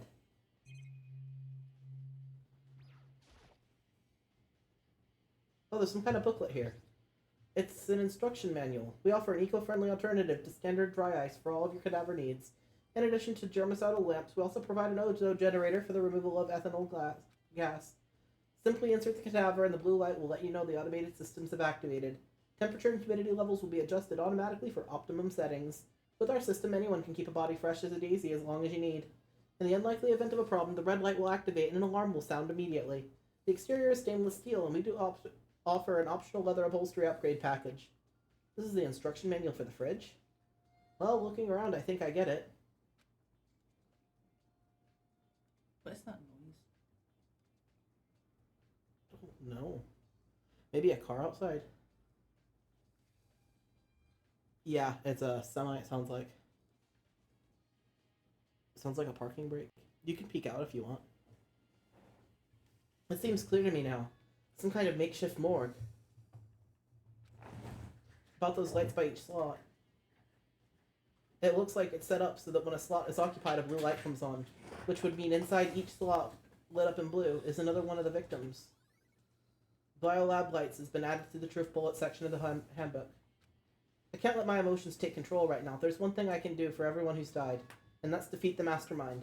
And to do that, I have to continue my investigation. I don't have any other options. Yes, but I want to look at why there aren't enough of the lights on, Makoto. There's some kind of weird machine or something built into the wall. And on the left side, not only is some of them on, and on the left, and on the right, I guess I don't get to know.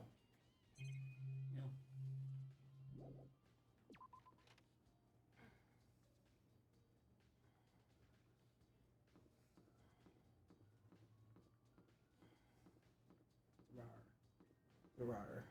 Rar.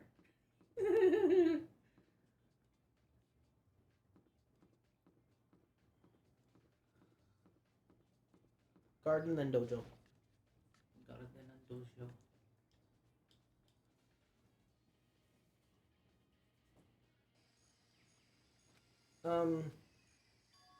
Huh? It's gone. Mukuro's body. It's not here.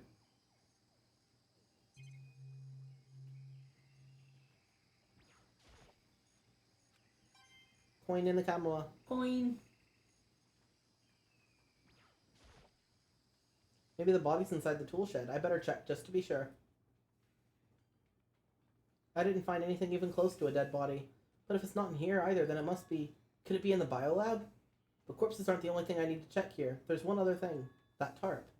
The tarp played a key role in another case, so I'd better look into it.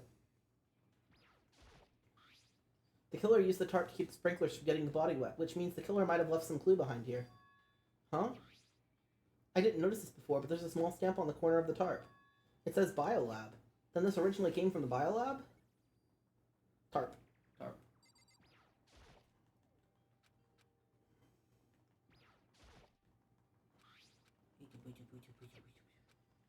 Yes, Mondo's pickaxe.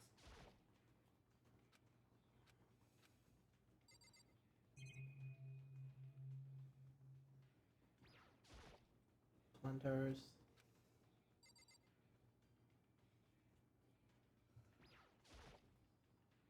Fertilizer.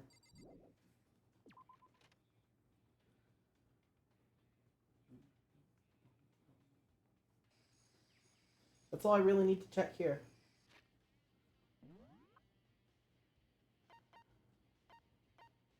Let's do dojo and then biolab. Let's go to the dojo! Dojo!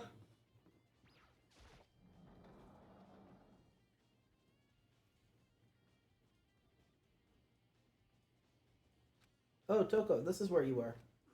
What do you want? Am I so disgusting that you want me out of your sight? No, that's not it at all. I just thought maybe you'd found a clue. Well, I haven't. I didn't find anything. Not one single clue. I figured since this place was related to the case, it would have something, right? But there wasn't anything out of the ordinary here. Give it back. Give me back my precious time. Calm down, Toko. Don't tell me to calm down.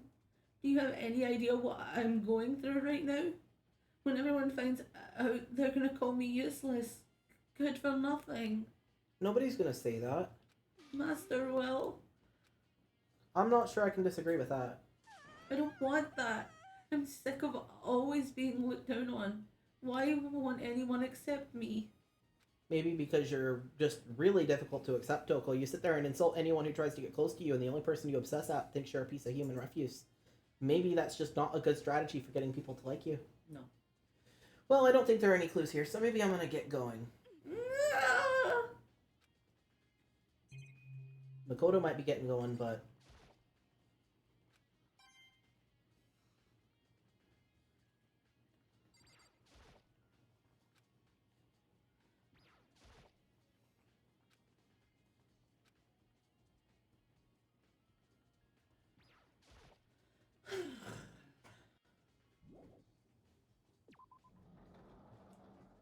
Biolab.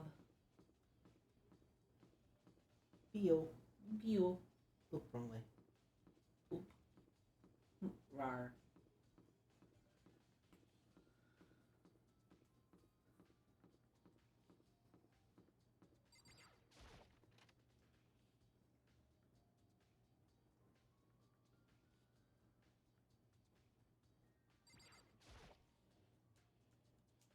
Some kind of weird machine, and on the left there's a bunch of glowing lights, but only some lights are on. On the left, they're on, and on the right, they're off. Is he not going to comment on it? Stack of tarps here. I've been seeing a lot of these things lately.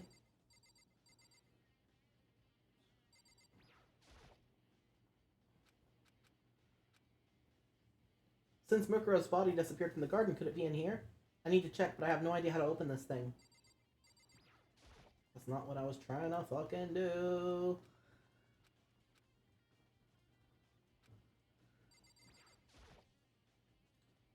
Oh, there's some kind of booklet here. Looks like an instruction manual.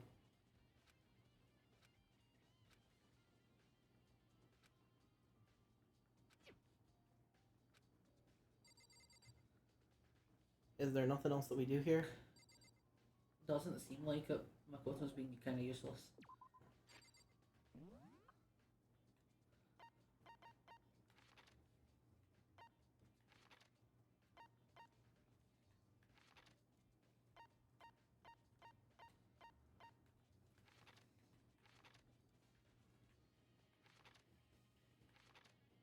I guess we go to the second floor of the dorms. Yep.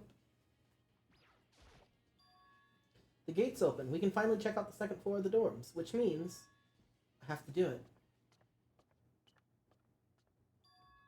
This is the second floor of the dorms? It looks like ancient ruins. Or more like a battlefield, like a bomb blew up in here or something. Oh, blob on the floor. What? Oh, blub. Blob on the floor.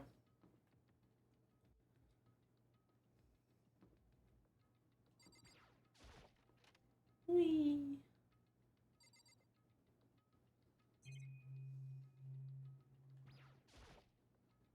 The bed is completely torn apart. I mean, it's not really even a bed anymore. It's just garbage.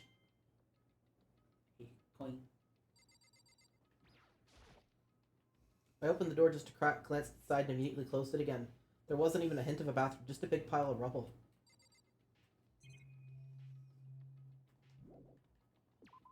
Nothing else in there.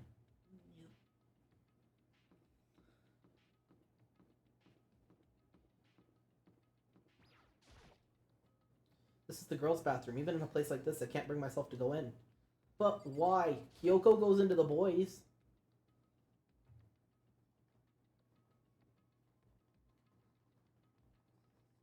Nothing in here. Nothing in there. Nothing in the shower.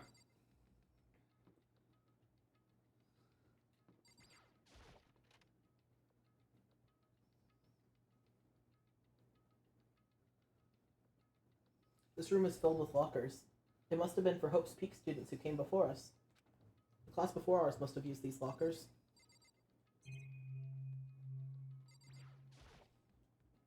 There's a metal plate mounted to the locker. I really want to know what's inside, but there's no way.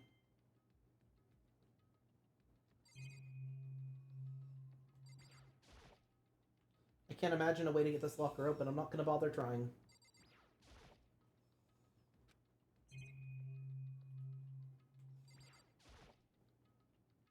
I wonder if I can open this locker. Nope, locked.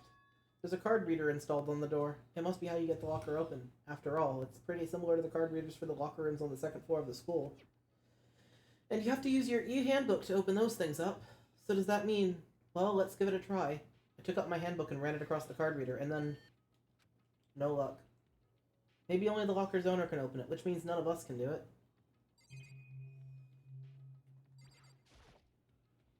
I wonder if I can open this locker. Nope, locked. Card reader.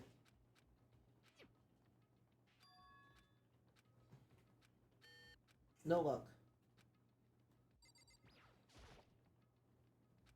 Metal plate. Busted ass lockers. Can you not just, like, try the handbook first time instead of trying them and then going, oh, look, a card reader?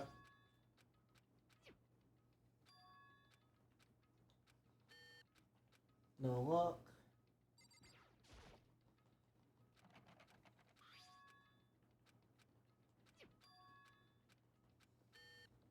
No luck.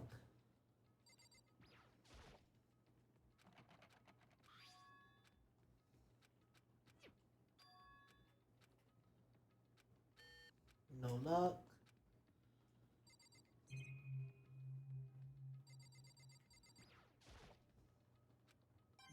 Coin. Coin. OMG. No luck.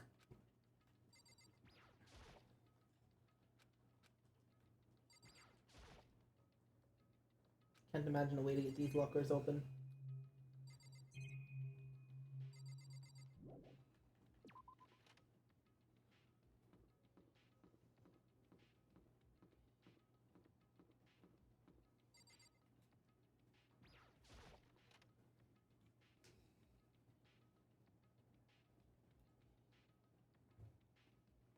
Fancy.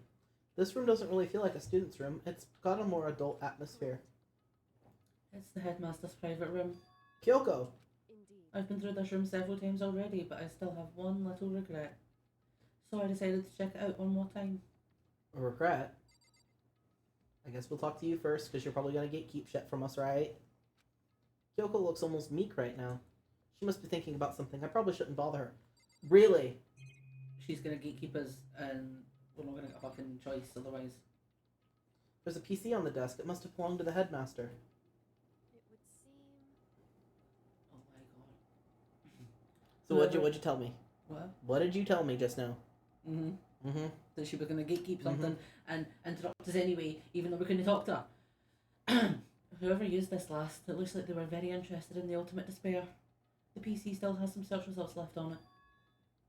We might be able to get some information on the ultimate despair. However, There's not much though. Nothing we don't already know. in other words, The ultimate despair isn't one individual, but instead points to some kind of group. That group is responsible for the tragedy which happened 1 year ago. They're the worst sorts of people whose driving force comes from despair. however, And that's all there is. Not much to it, is there? But I guess that's the best you could do as a complete Kirigiri failure. But any information about the mastermind is helpful, right? I appreciate whatever info we can get our hands on. I see. That's a good outlook to have.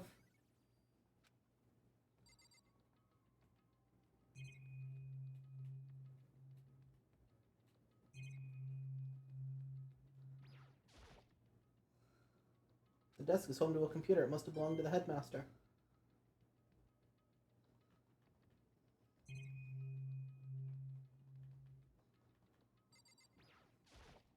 What is the other thing I can click on over here? There's 3 things, but... The desk, the chair, and the computer. Thank you.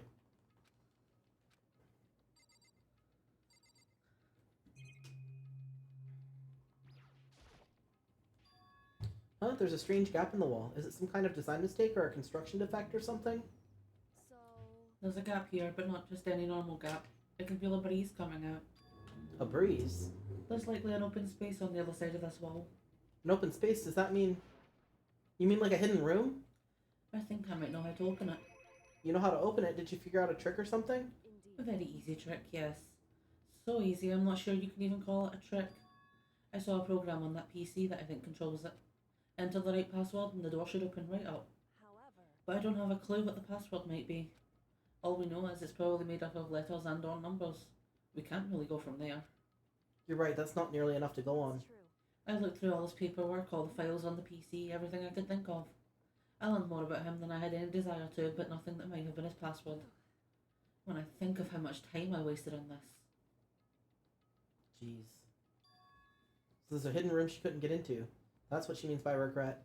I think we can assume there must be some kind of clue waiting in there. But maybe for her it's more than that. Anyway, if we want to get in there, we need to figure out the password. And if Kyoko can't figure it out, no way do I stand a chance.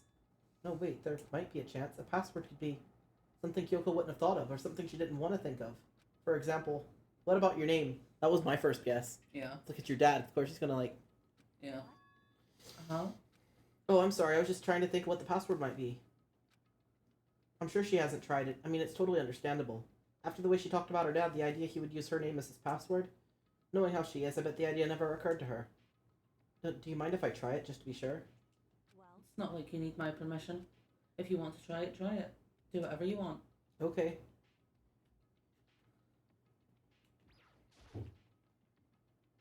You know, I'm glad I thought of trying Kyoko's name, but if that's not it, it might just hurt Kyoko more. hey, If you're worried about me, Makoto, don't be. I already know that your guess is wrong. Okay. In that case, here goes nothing. I collected myself, then turned to face the computer monitor. Let me just type the password here. I typed her full name, Kyoko Kirigiri. My hands were tense, slightly trembling, as I finished typing it in.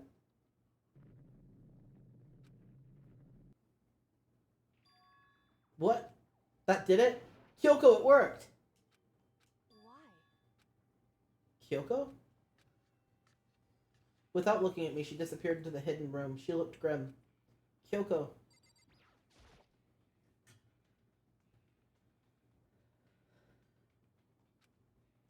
Hey, Kyoko. I may as well not even been in the room. Her gaze was fixed on only one thing. A present, wrapped and covered with such joy. That's what made it so unusual.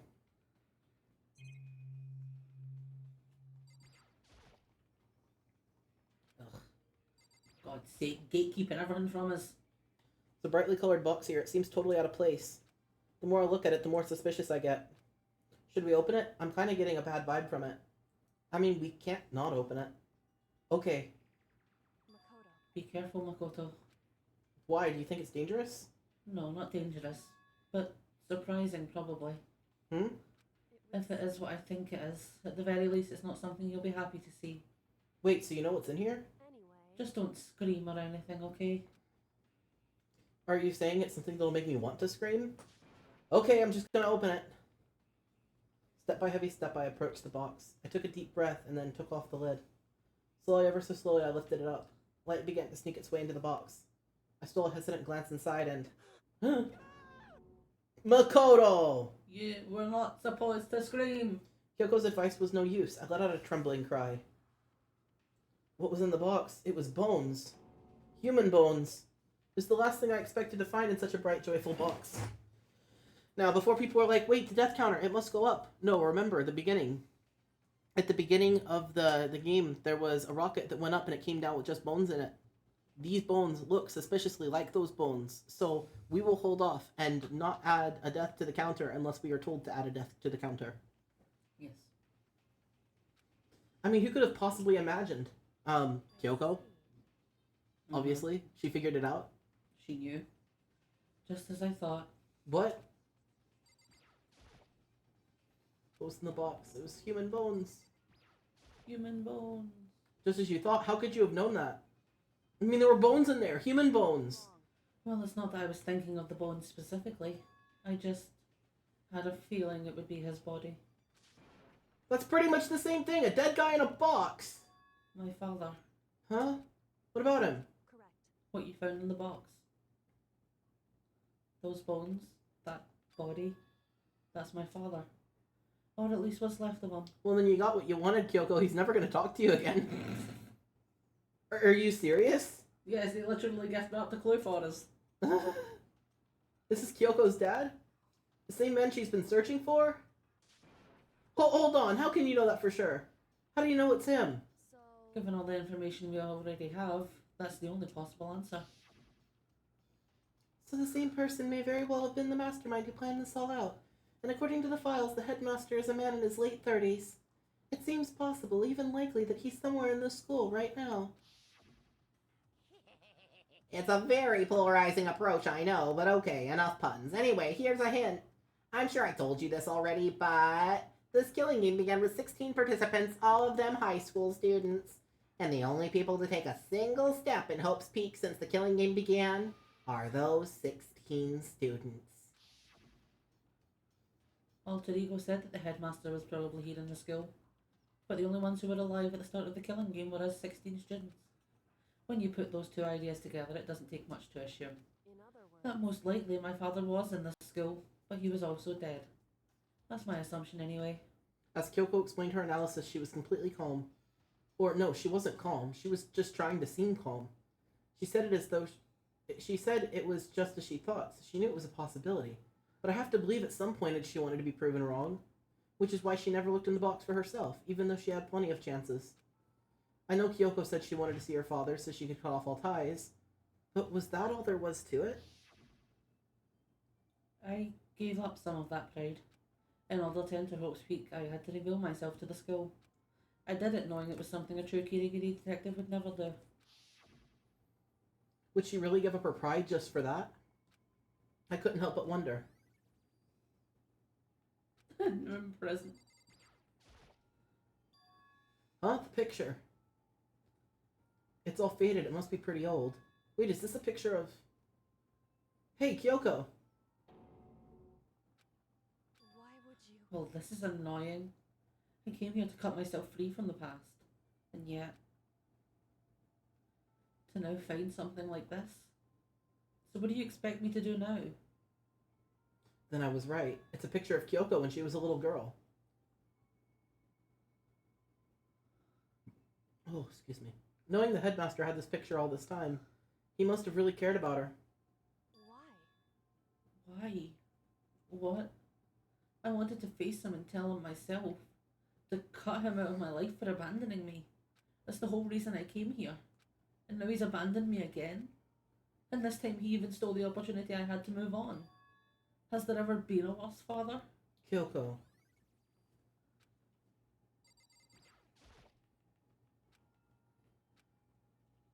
Hey, It's fine. Check whatever you want. Sorry, I just assumed it was going to be filler text. Are you sure? Okay then. I went through each drawer one by one, starting from the top, but all I found were piles of unrelated documents. He was pretty dedicated to his job, huh? well, It's just because he didn't have anything else. He could have inherited our family business, our legacy. Instead he left it all behind. now. If he couldn't even handle a job like this, he would have been that much more of a failure. I'm sure he couldn't stand the thought of that and it made him desperate.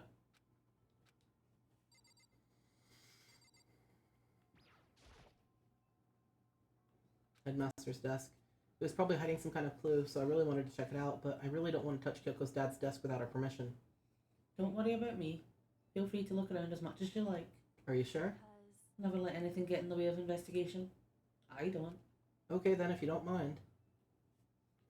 Starting from the top, I opened all the desk drawers and looked inside. I rummaged through each one, finding nothing but unrelated documents. But in the last drawer... Huh? This is strange. It's an e-handbook, right? And it has a label on it that says in case of emergency. I I found some kind of emergency handbook in the headmaster's desk. In other words, A handbook with no limitations, given to the school's ultimate authority, the headmaster. I'm assuming that's what it is. I think you're probably right. it would It seem might prove useful as we continue our investigation. Why don't you hold on to it? But Kyoko, I don't need it. If you don't want it, go ahead and leave it here. then I guess I'll take it. Is it really okay? Well, I know exactly where we're going. Hey, Listen, Makoto, Huh? can I ask you a favour? A favor? What is it? so I know it's completely unreasonable to ask you this, and I know it'll only inconvenience you that much more, but hey, could you leave? Hmm? correct. Just for a little while, I'd just like to be alone for a bit. Well, I was trying to leave and then you started talking to me, Kyoko. Gatekeep leaving the room. She's like, hey, you can't leave, but please leave. Kyoko, Don't worry, I'm fine. I just need to calm down a little. I need to get my emotions in order.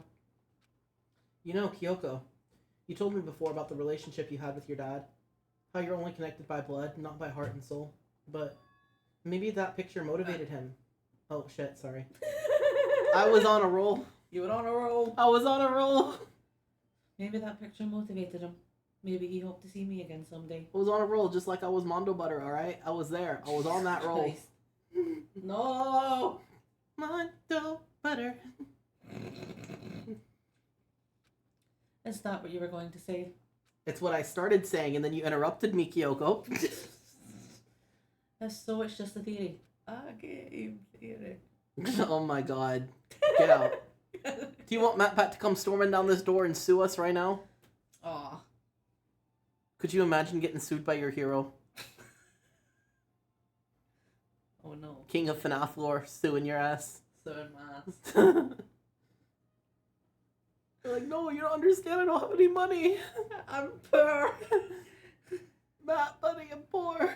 I'm broke. Can I have an autograph though? You know, since you're here, trying to sue my ass. Can you just sign this document for me? No, it's not a document stating that you're not gonna sue me. No, it's just one autograph Just want an autograph, just on this line. on this line right here. Don't read it. Don't read it, just sign it. And this isn't an issue that can be settled with theories. That picture Not doesn't even change game facts theories? or what happened, what I went through. That problem can't be solved so easily.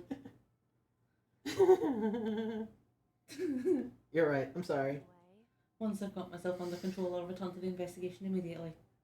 So please, just give me some time to myself. I was trying to fucking leave. Okay, I understand. I was trying to fucking leave. See you later. I'm trying to leave. Let me leave. Thank fuck.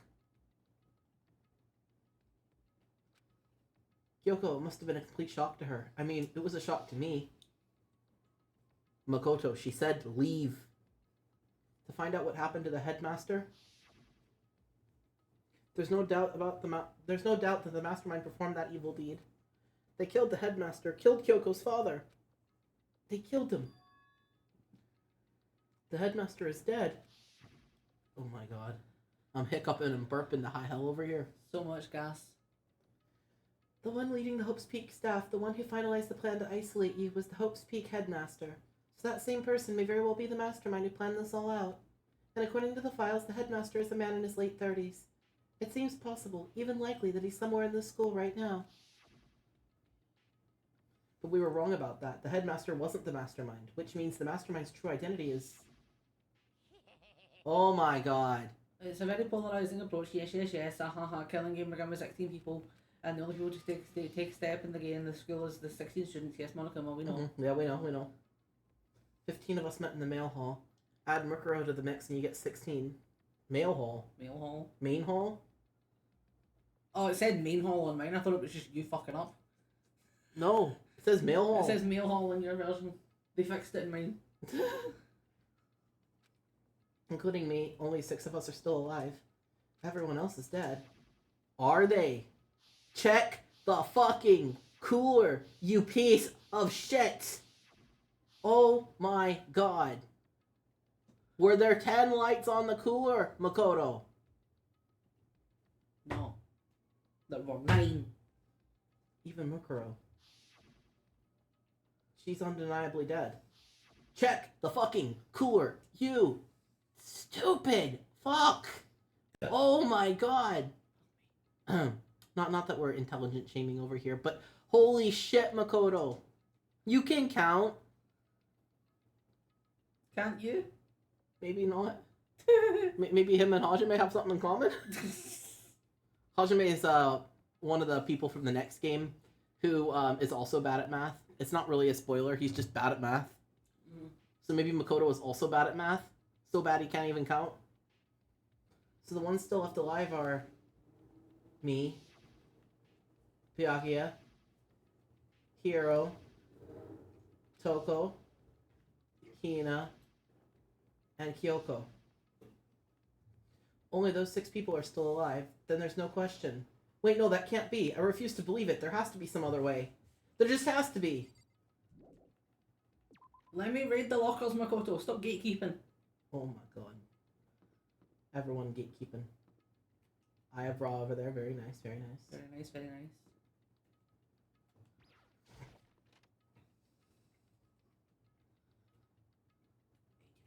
Boo.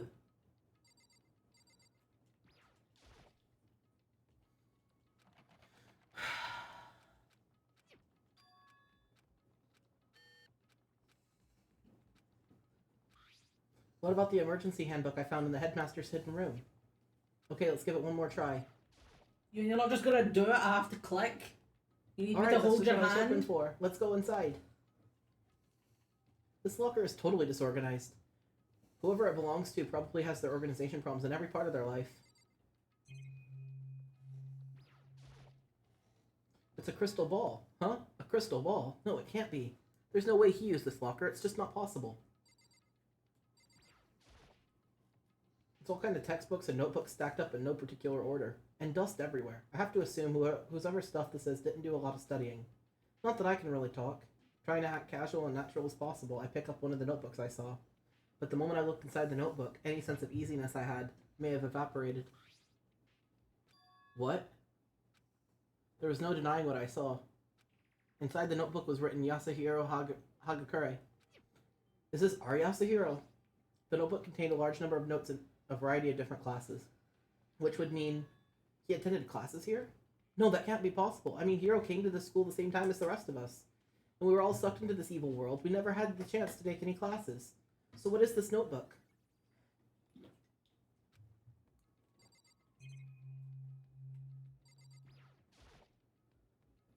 Is this a deck of playing cards? No, they're tarot cards. But wait, aren't those used for telling fortunes? It's just a coincidence, right?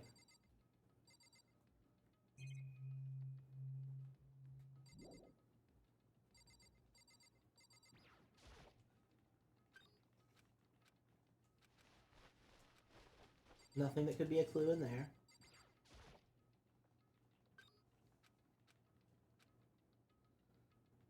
This thing is practically empty.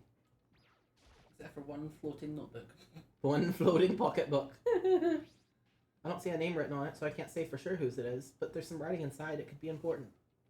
I don't like violating the owner's privacy. Oh, you didn't care about Hiro, but you suddenly care about the floating notebook. But I better take a better look. It looks like a girl's handwriting, and all the letters are spaced out evenly, like whoever wrote them was measuring them. Whoever wrote this must have been really meticulous. Huh? I was flipping through the pocketbook. My hand froze when I got to a certain page. I saw something familiar written there, words I'd heard before.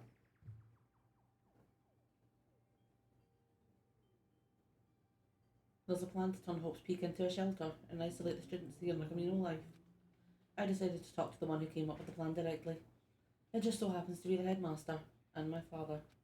He was willing to give me some more details regarding the plan. Here's what he said. The point is to keep our student prodigies safe, to keep them as our hope for the future.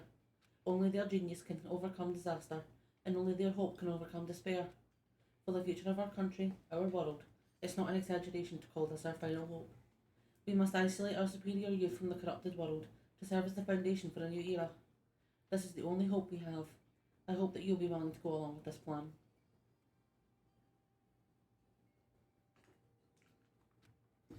So that's what my father had to say to me. As usual, he made a selfish decision without consulting anyone else. I can't imagine a worse father. This can't be true, can it?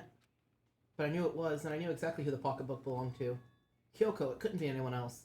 But if this belongs to Kyoko, what was it doing in this locker? And what she wrote in here completely contradicts what she'd already told me. She said she hasn't seen her dad since he left when she was little. I decided to talk to the one who came up with the plan directly. It just so happens to be the headmaster. I can't and my believe he's father. flashed back into 2 seconds ago. I was so confused. I was like, what happened? He was I thought I was flashed back having like a fucking brain fart and Me too. I skipped back in time. What does this all mean? I quickly scanned the remaining pages of the notebook. I must have been looking for something that would prove me wrong about this whole thing, but when I reached the last page, the question mark spinning through my head just started spinning that much faster. When I looked at it, unlike the rest of the pocketbook, the writing here was messy, disorganized, and scrawled.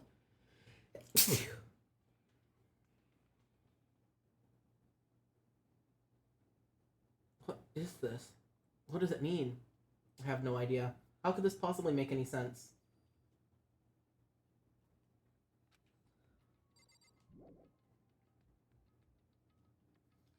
The more I see, the less sense it makes, because these lockers, I mean, they had to belong to the previous students, right? So why am I seeing this?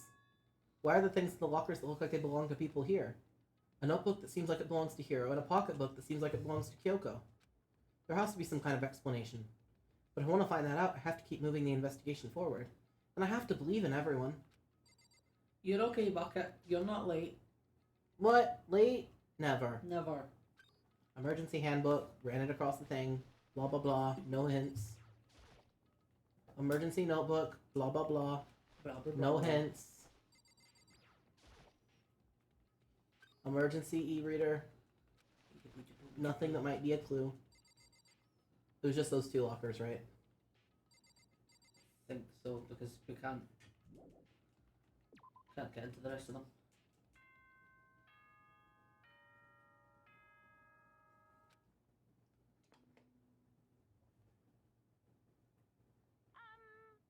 This is a school announcement. Is everyone working hard? Is your investigation coming along nicely? What? I went, Nagito. Oh, hi Nagito. And he shot himself when I whispered at him, so I thought it was funny. Hey there, buddy. You're being quiet tonight. I didn't even know you showed up. Nagito has shown up. He no scream. He just showed up. Is everyone working? Oh, sorry, he read that. Then, since you're all giving it your Um, you're a generous headmaster. Bucket says, hello, Nagito. Little hint. You have been acknowledged. How do you feel? Those of you who are interested, please He's not giving a fuck. He's too busy rubbing his face against the green screen.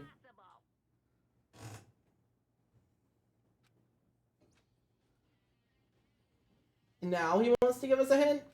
It's suspicious, there's no doubt about it. This could be a trap. But even knowing that, he said to go to the gym, right? Oh my god, Makoto, just go. Just go.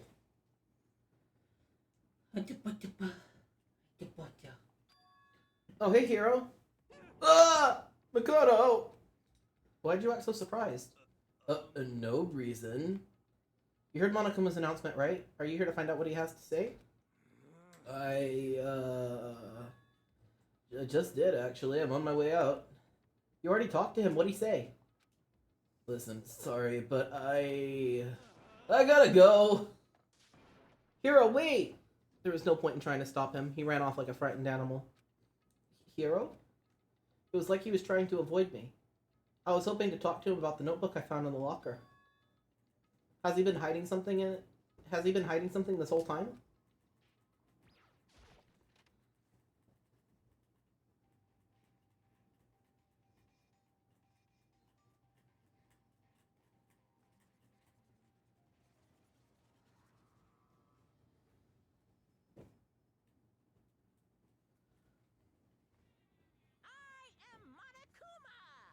Hello, welcome, hello. Are you ready for your final hint? Well, it just so happens to be in the envelope on the ground in front of you. The envelope?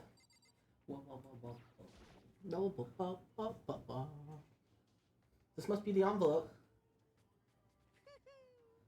And just so you know, I won't be answering any questions about what you find inside. What? Don't worry, just get on with it. Monokuma's cryptic words didn't make me feel any better, but I picked up the envelope Oh, and opened it. Cryptic. My Cryptic. words. What I found was a single photograph. It featured a bunch of faces I recognized extremely well. Interesting. Interesting. Sorry, I have noticed something very interesting. But it's a secret. Until next week. It was everyone who'd come to Hope's Peak at the same time as me. Wait, but... there was someone behind Sayaka. She's the only one I don't recognize. Wait, that's not true. I do recognize her. That's right. When Byakuya and I were in the headmaster's room and we looked at that file...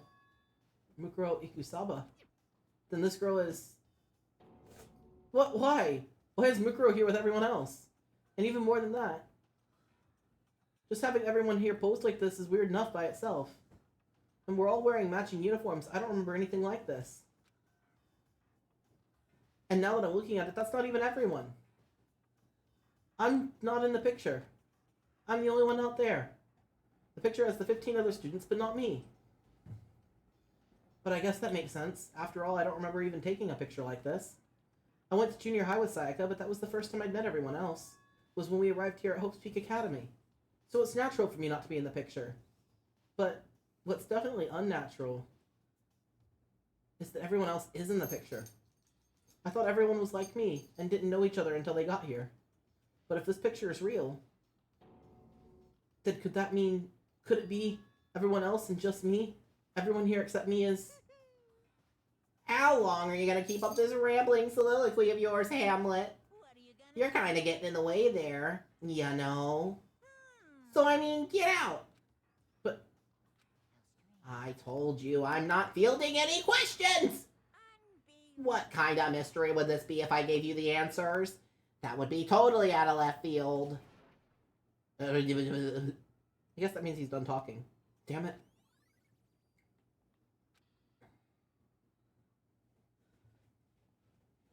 So in the end, all I found in the gym was even more confusion. And with that confusion in hand, I left the gym dejected.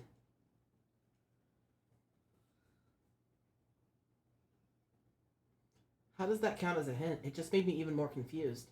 Is that what Monokuma was going for? Did he put together a fake photo just to confuse me? But it looked so real, so full of life. How could anyone fake that? Which would mean everyone but me. Maybe I should just ask everyone directly. That should clear all this up. No, I have to clear this up. Okay, where are we going? Where do we find people? Cafeteria. Cafeteria? Mhm. Okay.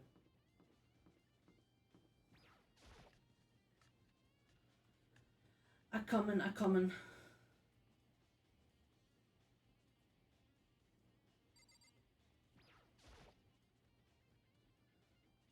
So is this where you've been hiding? Listen, I was hoping to talk to you.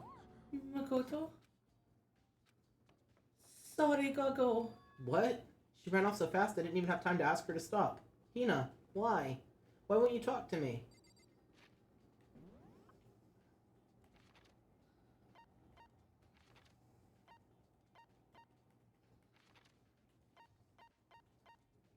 Archive. I guess. The archive. Where Byakuya likes to hide.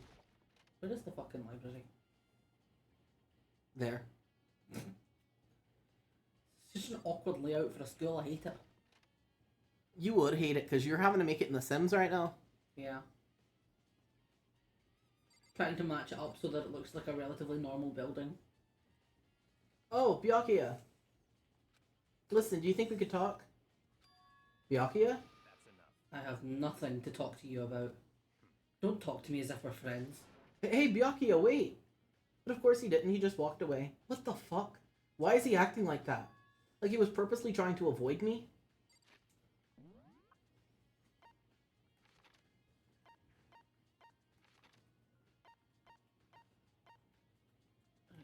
Toko's in the biolab, Hero's in the garden. Who are we going to first?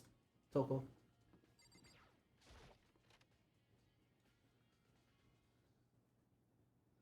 I decided to visit the biolab one more time, and the first thing I saw when I got there was her passed out, again. Huh, Toko? Can I look at the corpse first? Nope. Ugh. Fucking Toko's asleep, she's still gatekeeping. I was just about to say that. Toko, are you okay? No, no. She's not dead, is she? Ah! It's so cold. It's super cold. It's so cold I think I might catch cold. If you keep taking naps in places like this, I'm sure you will. What? I was asleep. I must have fainted again. I bet you were standing there staring at me getting all excited, weren't you? No, I wasn't. Oh, then what? Hot and bothered, straight up horny? Okay, so why did you pass out? Last thing I remember was me waking up just now. What'd you do to Miss Morose? Oh, that's right. Your memory stops and starts each time you switch. Bingo bazinga. We share some basic knowledge, but our memories are very much separate. And don't say it's like a bad thing. It's a blessing as far as I'm concerned. Because even if she forgets something, I totally remember. So it's like double the memory. It's more like half. But all I want to know right now is, where's my little darling? Tell me now or I slit your throat. I don't know, I'm sure Byakuya is around somewhere doing his own investigating. By himself? I assume so. I knew it. I totally knew it. I'm a total pro when it comes to all things master. Anyway, I gotta hurry. I can't even imagine how lonely you must be right now. Toko shot off, her eerie laughter echoing behind her. Oh. I totally forgot to ask her about the picture. Well, there's no point in asking Genocide Jack anyway. Besides, I have more important things to do right now. Why did Toko faint? There's gotta be some reason for it. I don't know, maybe the fucking Maybe the body? corpse? The fridge, it's open. But I'm sure they were all shut tight when I was last in here.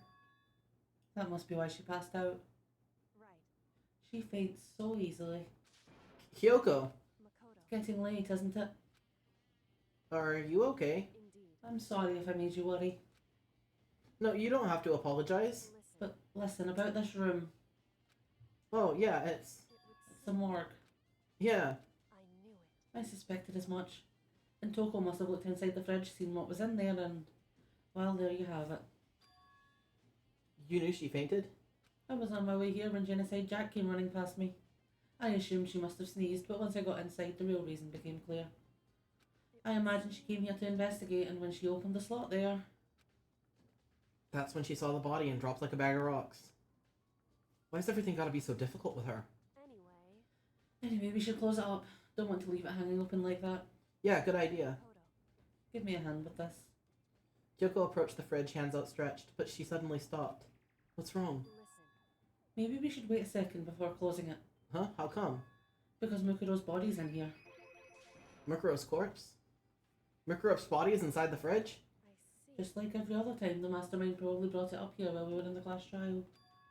The mastermind did it? Because they assumed that we wouldn't be doing the class trial over again, I guess. So. You may be right. Either way, now I can finally get a good look at the body. Oh, that's right. Kyoko didn't get a chance to check the body during the last investigation. Makoto. I need to do my own examination of the corpse as soon as possible. I'm going to find a clue this time, and I'm going to grab the mastermind by the tail. Okay, so what should I do? So then. Why don't you just wait over there? I'll let you know as soon as I'm finished. Wow, I feel like chopped liver. Just wait over there, that's it. But I want to look at the corpse! Fuck's sake. Fucky sake. I should ask Kyoko about the group photo. After all, she's in it too. Don't let me interrupt your investigation, but I wanted to talk to you about something. What is it? It's about an announcement that Monokuma made earlier. You mean the one about a hint or something? I didn't take him up on the offer. Huh? Why not? The Because. only reason he'd give us a hint at this point would be to confuse us, to cloud our judgment. I can solve this mystery on my own, without whatever hints he may have to offer. That's a good point. I wish I could go back and do the same thing, but what's done is done, I guess. Standing here looking at her, I don't think she's hiding anything from me. Is she right? Did the mastermind forge this picture as a trap to confuse us? That's gotta be it. There's no other explanation.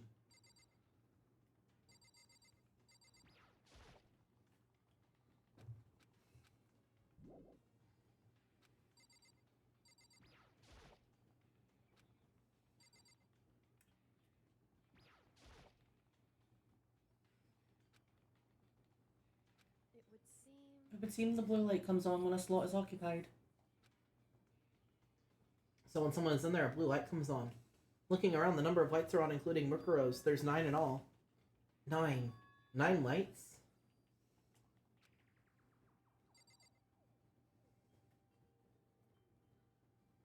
Finally, he caught up. He counted.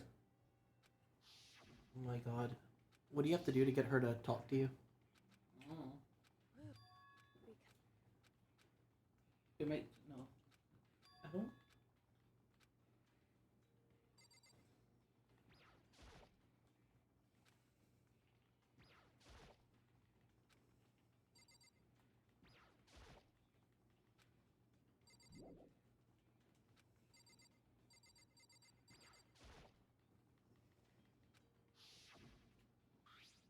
Ah, the tarp. And if I remember that tarp, it had a stamp on it that says Biolab.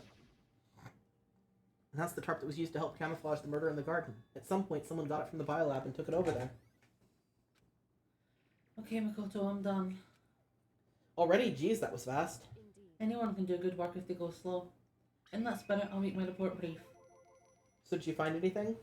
I paid careful attention to the wounds and the traces of blood, and it seems highly likely that the stomach wound and the blow to the back of the head were inflicted after death. Really? The burnt tissue made things a little difficult, but I'm completely confident in my findings. So that means neither of those were the fatal injury, right? Then what was the fatal injury? Due to the explosion, the victim's identity is unknown. They were, however, dead before the blast. The victim had been stabbed a single time with a knife, which went completely through the body.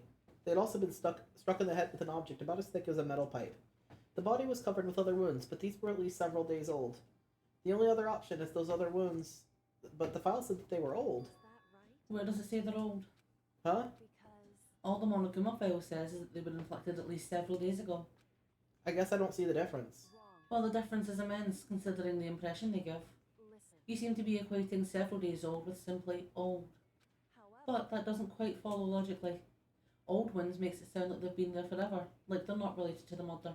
Are you saying they are? But we all got the Monokuma file right after she was killed, right?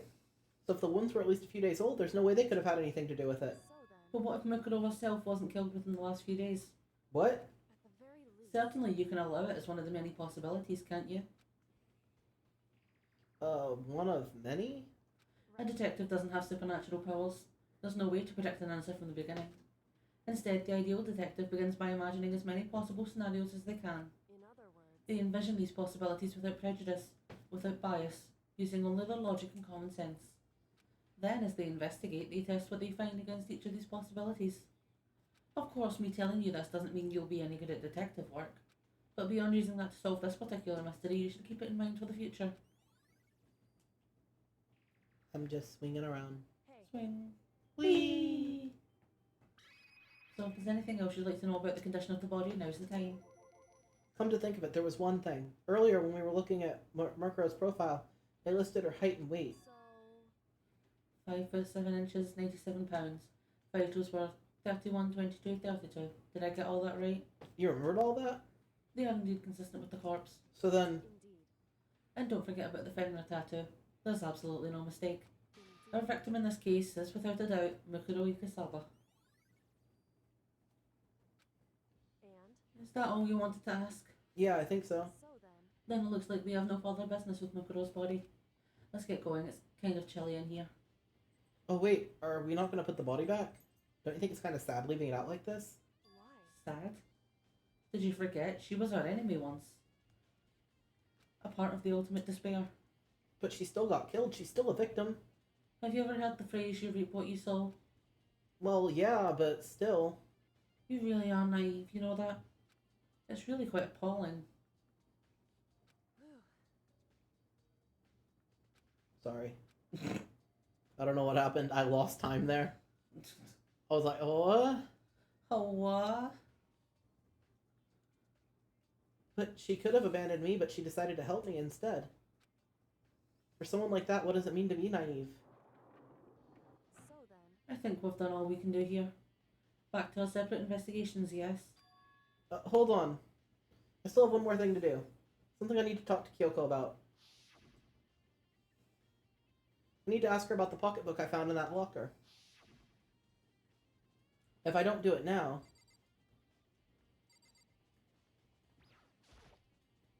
Hey, Kyoko. I did have one last thing. I know I shouldn't, but I feel like I have to ask. Go ahead then. Out with it. Have you really not seen your dad even once since you got here? What? What? So. What do you mean? Well, you know, all those lockers on the second floor of the dorms? I do, yes. But to get into any of those lockers, you need the handbook of where the locker belonged to. Actually, I managed to get them open using that emergency handbook. The one you found in the headmaster's hidden room. And? So, did you find anything worthwhile in the lockers? I found a pocketbook, and after looking through it, I think it may have been your pocketbook. Why What makes that? you say that? Because. Like I said, only the locker's owner should be able to get into it, right? I can't imagine those lockers belong to any of us. After all, we only got access to that area just recently. What I'm saying is, there's no way I could have had access to any of those No, lockers. that's wrong! She had the key! She She had the could have! key. She could have, and she could have opened that locker because her handbook should work. And if I did have a pocketbook, why would I bother putting it in a locker? Everything you just said makes perfect sense, but there was something written inside.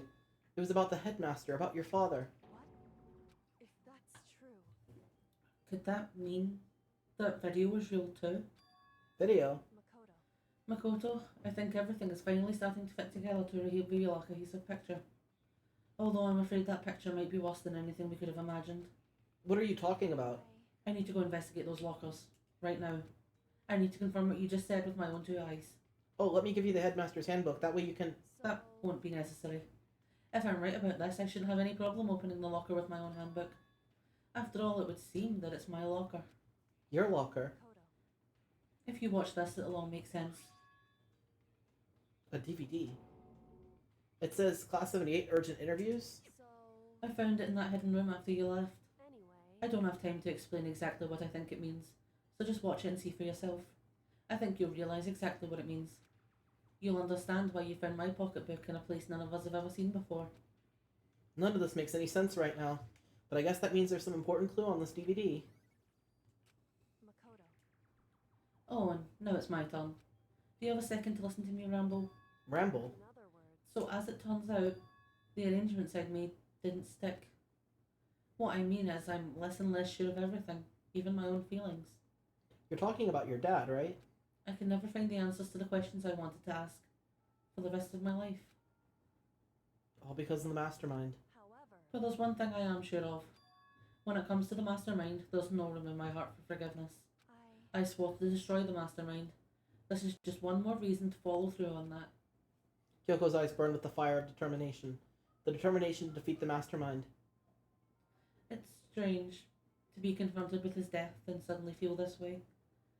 I couldn't care less if my father had found happiness. So why is it? Why? Why does it bother me so much to know how he suffered? It's ridiculous. There's just no understanding it, I guess. She let out a small laugh as she said it, but her smile was filled with sorrow. Whew. So that's it for my rambling.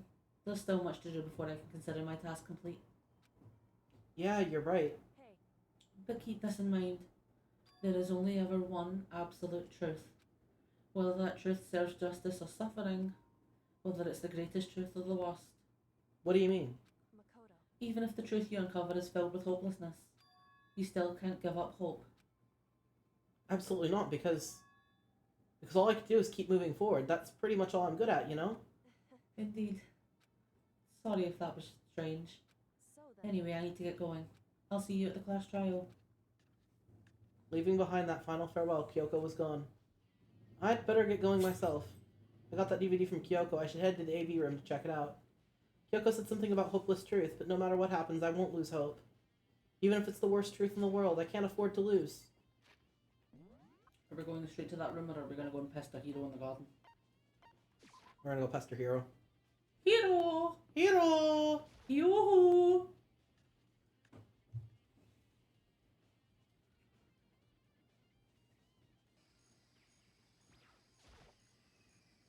Hey, Hiro! Ah!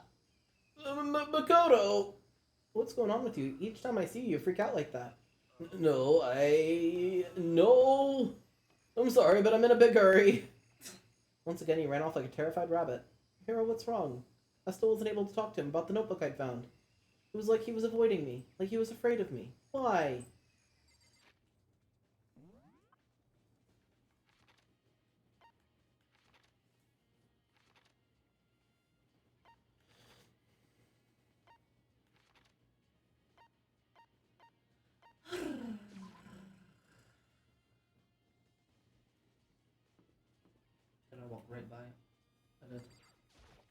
believe you by it.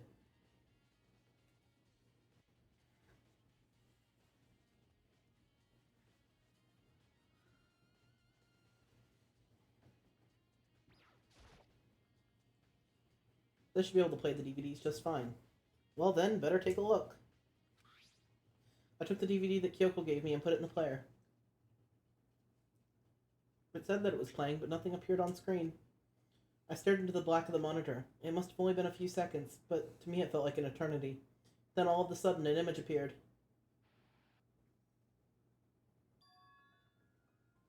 Sayaka?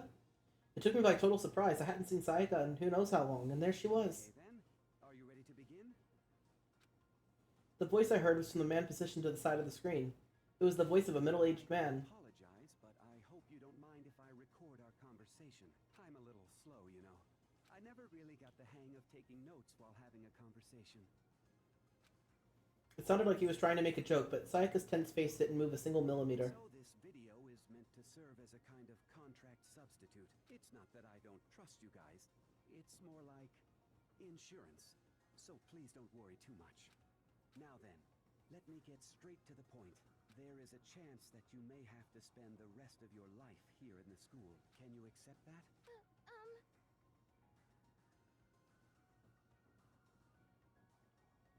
Oh, was I her? You were Sayaka. I forgot it was her. You want me to accept that? Sayaka was obviously at a total loss. It made sense. Who would agree to spending the rest of your life in the school? I accept. Were you Sayaka? I don't think so, but It's been that long. I don't know. Does anyone remember who was Sayaka? Thank you. And I'm sorry about all this. Well, I can promise you that I will do everything. Wait, we have in my notes. power We have to notes. keep you safe. Yeah, I can't access them though without muting the game, so... You were Sayaka. Okay. I was right. As the headmaster of Hope's Peak Academy, It was V. V was Sayaka. my word. Okay, come on, son. Ready for your lines? Oh, no more lines? What a shame. As a fun cue, that's where the video cut out. There was a lot I hadn't understood up until now, but this, only this. I simply couldn't comprehend what I'd heard, because I know how much Sayaka wanted out of here. I know how much she wanted to escape and pursue dreams with her friends again. She wanted to do that so bad she tried to frame me for murder. So why? Why would she say yes to living here for the rest of her life? As I sat there thinking about it, I noticed a sudden light. On the monitor, the video I thought was finished flashed back on screen. My eyes started back to the screen. And if I was confused before, what I saw next pushed me right over the edge. Huh? What I saw was me. Impossibly, undeniably me. So, Makoto, before we begin, I should let you know that I'll be recording our conversation. Yes. Me and the headmaster were looking at each other. He and I were having what seemed like a fairly normal conversation. But the I here in the here and now, had absolutely no memory of it. I had no memory of even meeting the headmaster, much less sitting down to talk to him like this. Now, shall we get straight to the point? Makoto, there's a chance you may have to spend the rest of your life here in the school. Can you accept that? Yes. This can't be real.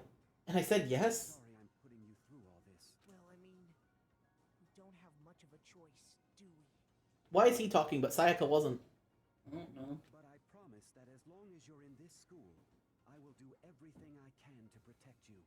As the headmaster of Hope's Peak Academy, that's the very least I can do for you. Once again, the video cut out. From there, the video repeated the same scene again and again with the others. Byakuya. Toko. Hina. Everyone. They all said they agreed to live in this school forever, and then... Kyoko, her interview with him had been recorded just as clearly. Without a doubt, she had met him. She'd sat down with the headmaster of Hope's Peak Academy, her father, and when he asked her this question, she answered the same as everyone else. She accepted life within the school. Just as Kyoko's interview was wrapping up, the monitor suddenly went black. Huh? It wasn't just the monitor, the DVD player itself had apparently turned off. Which of course meant the DVD wasn't playing anymore. What the hell just happened? Oopsie, looks like it broke. Out of service. What? It just so happened to break just now? Now then, when? Doesn't matter. Failure can strike anywhere, anytime. And that's what failure is, right? Failure my ass. You cut the power on me on purpose. Oh, whatever. Even as I watched the whole thing, it'd be just more of the same. He'd ask them the questions, and they'd all just say yes, and I couldn't help myself. I let out a huge, exasperated sigh. But as I did, I remembered something. That's right. I fainted too, and when I woke up, I noticed a strange feeling of separation within myself, a disconnect. It would seem Thinking back on it now, at that point my memory was gone. At that time I'd forgotten. I couldn't remember why I'd come to this school, and I couldn't remember what my ultimate ability was. But what would make you forget all that? Strange, isn't it? It's hard to imagine it happened by chance. It seems much too convenient. A convenient outcome. Something that was obviously the work in favor of the mastermind. So does that mean I've lost my memory too? What about the others? Have we all forgotten? Or... Ooh, ding dong. Ding dong. Ding dong. Bong. Bong. For anything that has a Bong. start, there has to be Bong. an end. Bong. If the Bong. end comes, I lost count. that I was means gonna do 12 bongs, but I lost count. start. Bong, bong, bong, bong, bong, bong, bong. I think. There is no night that doesn't have a dawn. Although that dawn is totally pitch black, there is no storm that won't eventually end. Of course, then that leads to drought. But as I said, every end is the promise of a new beginning. Which is why I'm sure we'll get to meet again. Because the end is only the beginning. Anyway, let's get started. The beginning of the end of the class trial. Everyone gather once again at you know where.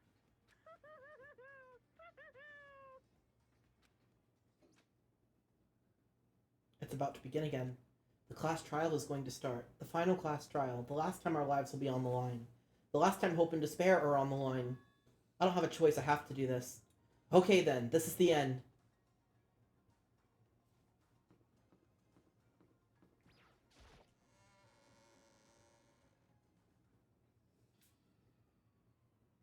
I guess I'm the first one this time. You're early, Makoto. listen. Does that mean you feel prepared? Yeah, for now at least. But where's everyone else? Why aren't they here yet? However, Don't worry, I'm sure they'll be here soon. And just like she said. Byakuya. Byakuya? They arrived one after another. But they were all in the same state of shock. Hina? Hiro? Silence. And it wasn't any normal silence, it was a deafening silence of fear and suspicion. It was like the first class trial. I'm late! Oh, strong silent master is so wonderful. So cool, so hot, my lungs are ablaze. Now listen, everything will be just fine if you leave it to me. With my scissor-sharp scissors in hand, I'll stab and gouge and shiv the master of evil. But I thought you couldn't kill anyone but adorable little boys. If it's what master wants, it can be boy, girl, or anything in between. I can handle it. Where am I? No human language can describe the disappointment I'm feeling right now. Is everyone here? Ooh, and wearing our gloomy goth faces, I see. Well now, Okay, well then, let's begin. This is the final class trial. It's gonna be slathered in pitch black despair, climaxium sorrow. that's fine. You're right, this is the final class trial. And this time it'll be fair.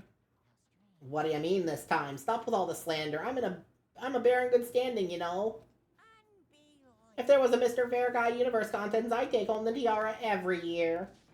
I'm gonna win this game super fair and square. And I'll make sure everyone watching at home knows That despair is mightier than the hope. Enough of your tedious drivel. Begin the trial already. Sure. Let's begin with the trial already. I'll be waiting for you down below. So don't try and run away. Laughing as loudly as ever, Monokuma disappeared. Whatever. This will be over in no time. With an inexplicable confidence, Byakuya was the first into the elevator. One by one, the others followed.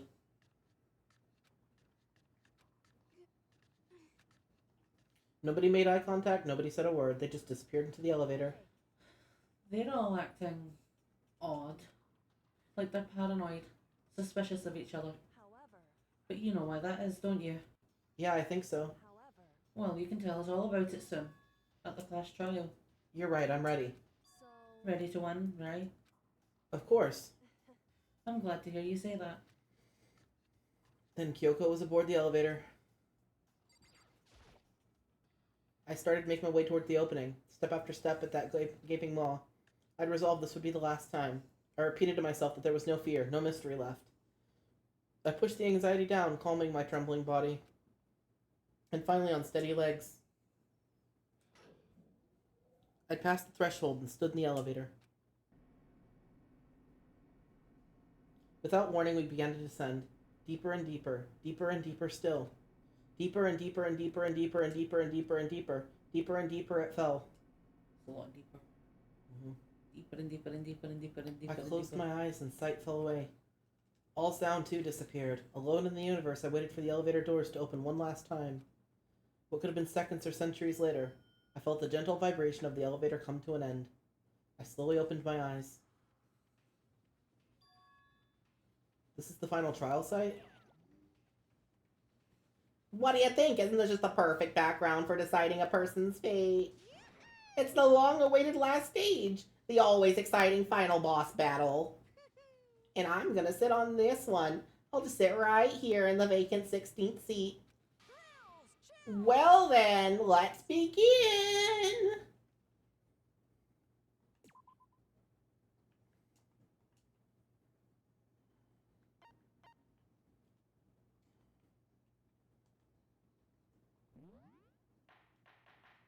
I did not mean to go into the trial. I was trying to exit. Right.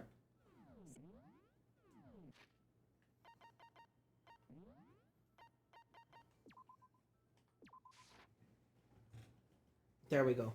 That's what I was trying to do. Dun, dun, dun, dun. Anyway, Monokuma said begin, so we begin. so tomorrow is Sunday. Not Sunday as in Sunday, but Sunday as in S-O-N day. Yes. We are doing a special Sun Appreciation stream tomorrow, in honor of his Mod Appreciation Day, which was a couple months ago, but, we all forgot about it because neither of us remembered when it was. Oops. We didn't mean to forget. We just did not realize it was in April. I thought it was in June. I got my dates mixed up. Oops. Oopsie daisy. Oopsie daisy. But anyway, that's what's coming tomorrow, and then next week is more of the same stuff. Oh my god, I'm trying to fucking exit the game, and the game is like, no, you cannot exit me. No exit game. There. I had to quit it through the quit button instead of just hitting the little fucking X. Oof. Oofed. Oof. But, Yes, next week we have kindergarten on Wednesday. Fucking PlayStation fucking update. fucking PlayStation fucking update. Fucking updates. I haven't touched my Kindergarten. PlayStation in a while, so clearly it was like, update, please. Yes, Wednesday is more kindergarten, and then Thursday will be hopefully the final Resident Evil 6 stream. Yes. And next Friday will be the trial. Dun dun dun. And the next Saturday is Tell Me Why. Tell me why. Yes. Son has put the links in the chat. We have our Discord server where you can get a hold of us. That's where we put all the updates. That's where we talk. It's the easiest place to get a hold of us. BlueSky is where I post the go live notifications. We have Throne if you would like to support us. We have Poggers, which is an energy drink company that we are Affiliated. with. I always get stuck up on whether it's affiliate or partner. And I know it's not partner. Affiliated with. You can use code KrypticSpirits to get 10% off if you choose to buy from them. And their stuff is good. We are still going through our first little tub because you get so much out of the one tub. Honestly, when I got the thing, I was like, we're going to go through this in a week. No, it's taken us forever. Yeah. You really get so much. It takes literally less than a teaspoon, and that's an entire fucking cup for you. And people who know that I have to limit my caffeine intake, I can't drink a full thing at once. I have to have like half of one. So it's meant to do like, 50 drinks or something out of the container, or 100 drinks or some shit like that. Mm-hmm. And it's, going to be well more than that because I can only have half drinks. Yes. And then there's Watch Them Hands, which is the link towards my channel, where I doodle. He doodle. I doodle and I farm. He diddle and he farm. Yeah. I mean doodle and farm, not diddle. Diddle. I don't diddle myself on my channel, thank you very much. He no diddle. No diddle on myself. Yes. If you were there on Tuesday that's just passed, you would have seen me fuck up and open the wrong save and then autosave over the wrong thing, so everything I did during that one long stream that was just the farming sim got deleted. Gone. All my effort gone. Yes, that's a different kind of stream. Exactly. I do not diddle myself on my channel, thank you very much. Aww. As much as Cryptic would like that to be the case. I would. Mm-hmm. I would sit here and just watch a stream of you diddling. Mm-hmm. Anyway, we appreciate what you want. Keep it creepy. Keep it weird. And most importantly, stay queer. Queer. Enjoy Lady Chaos. Bye. Bye. Bye.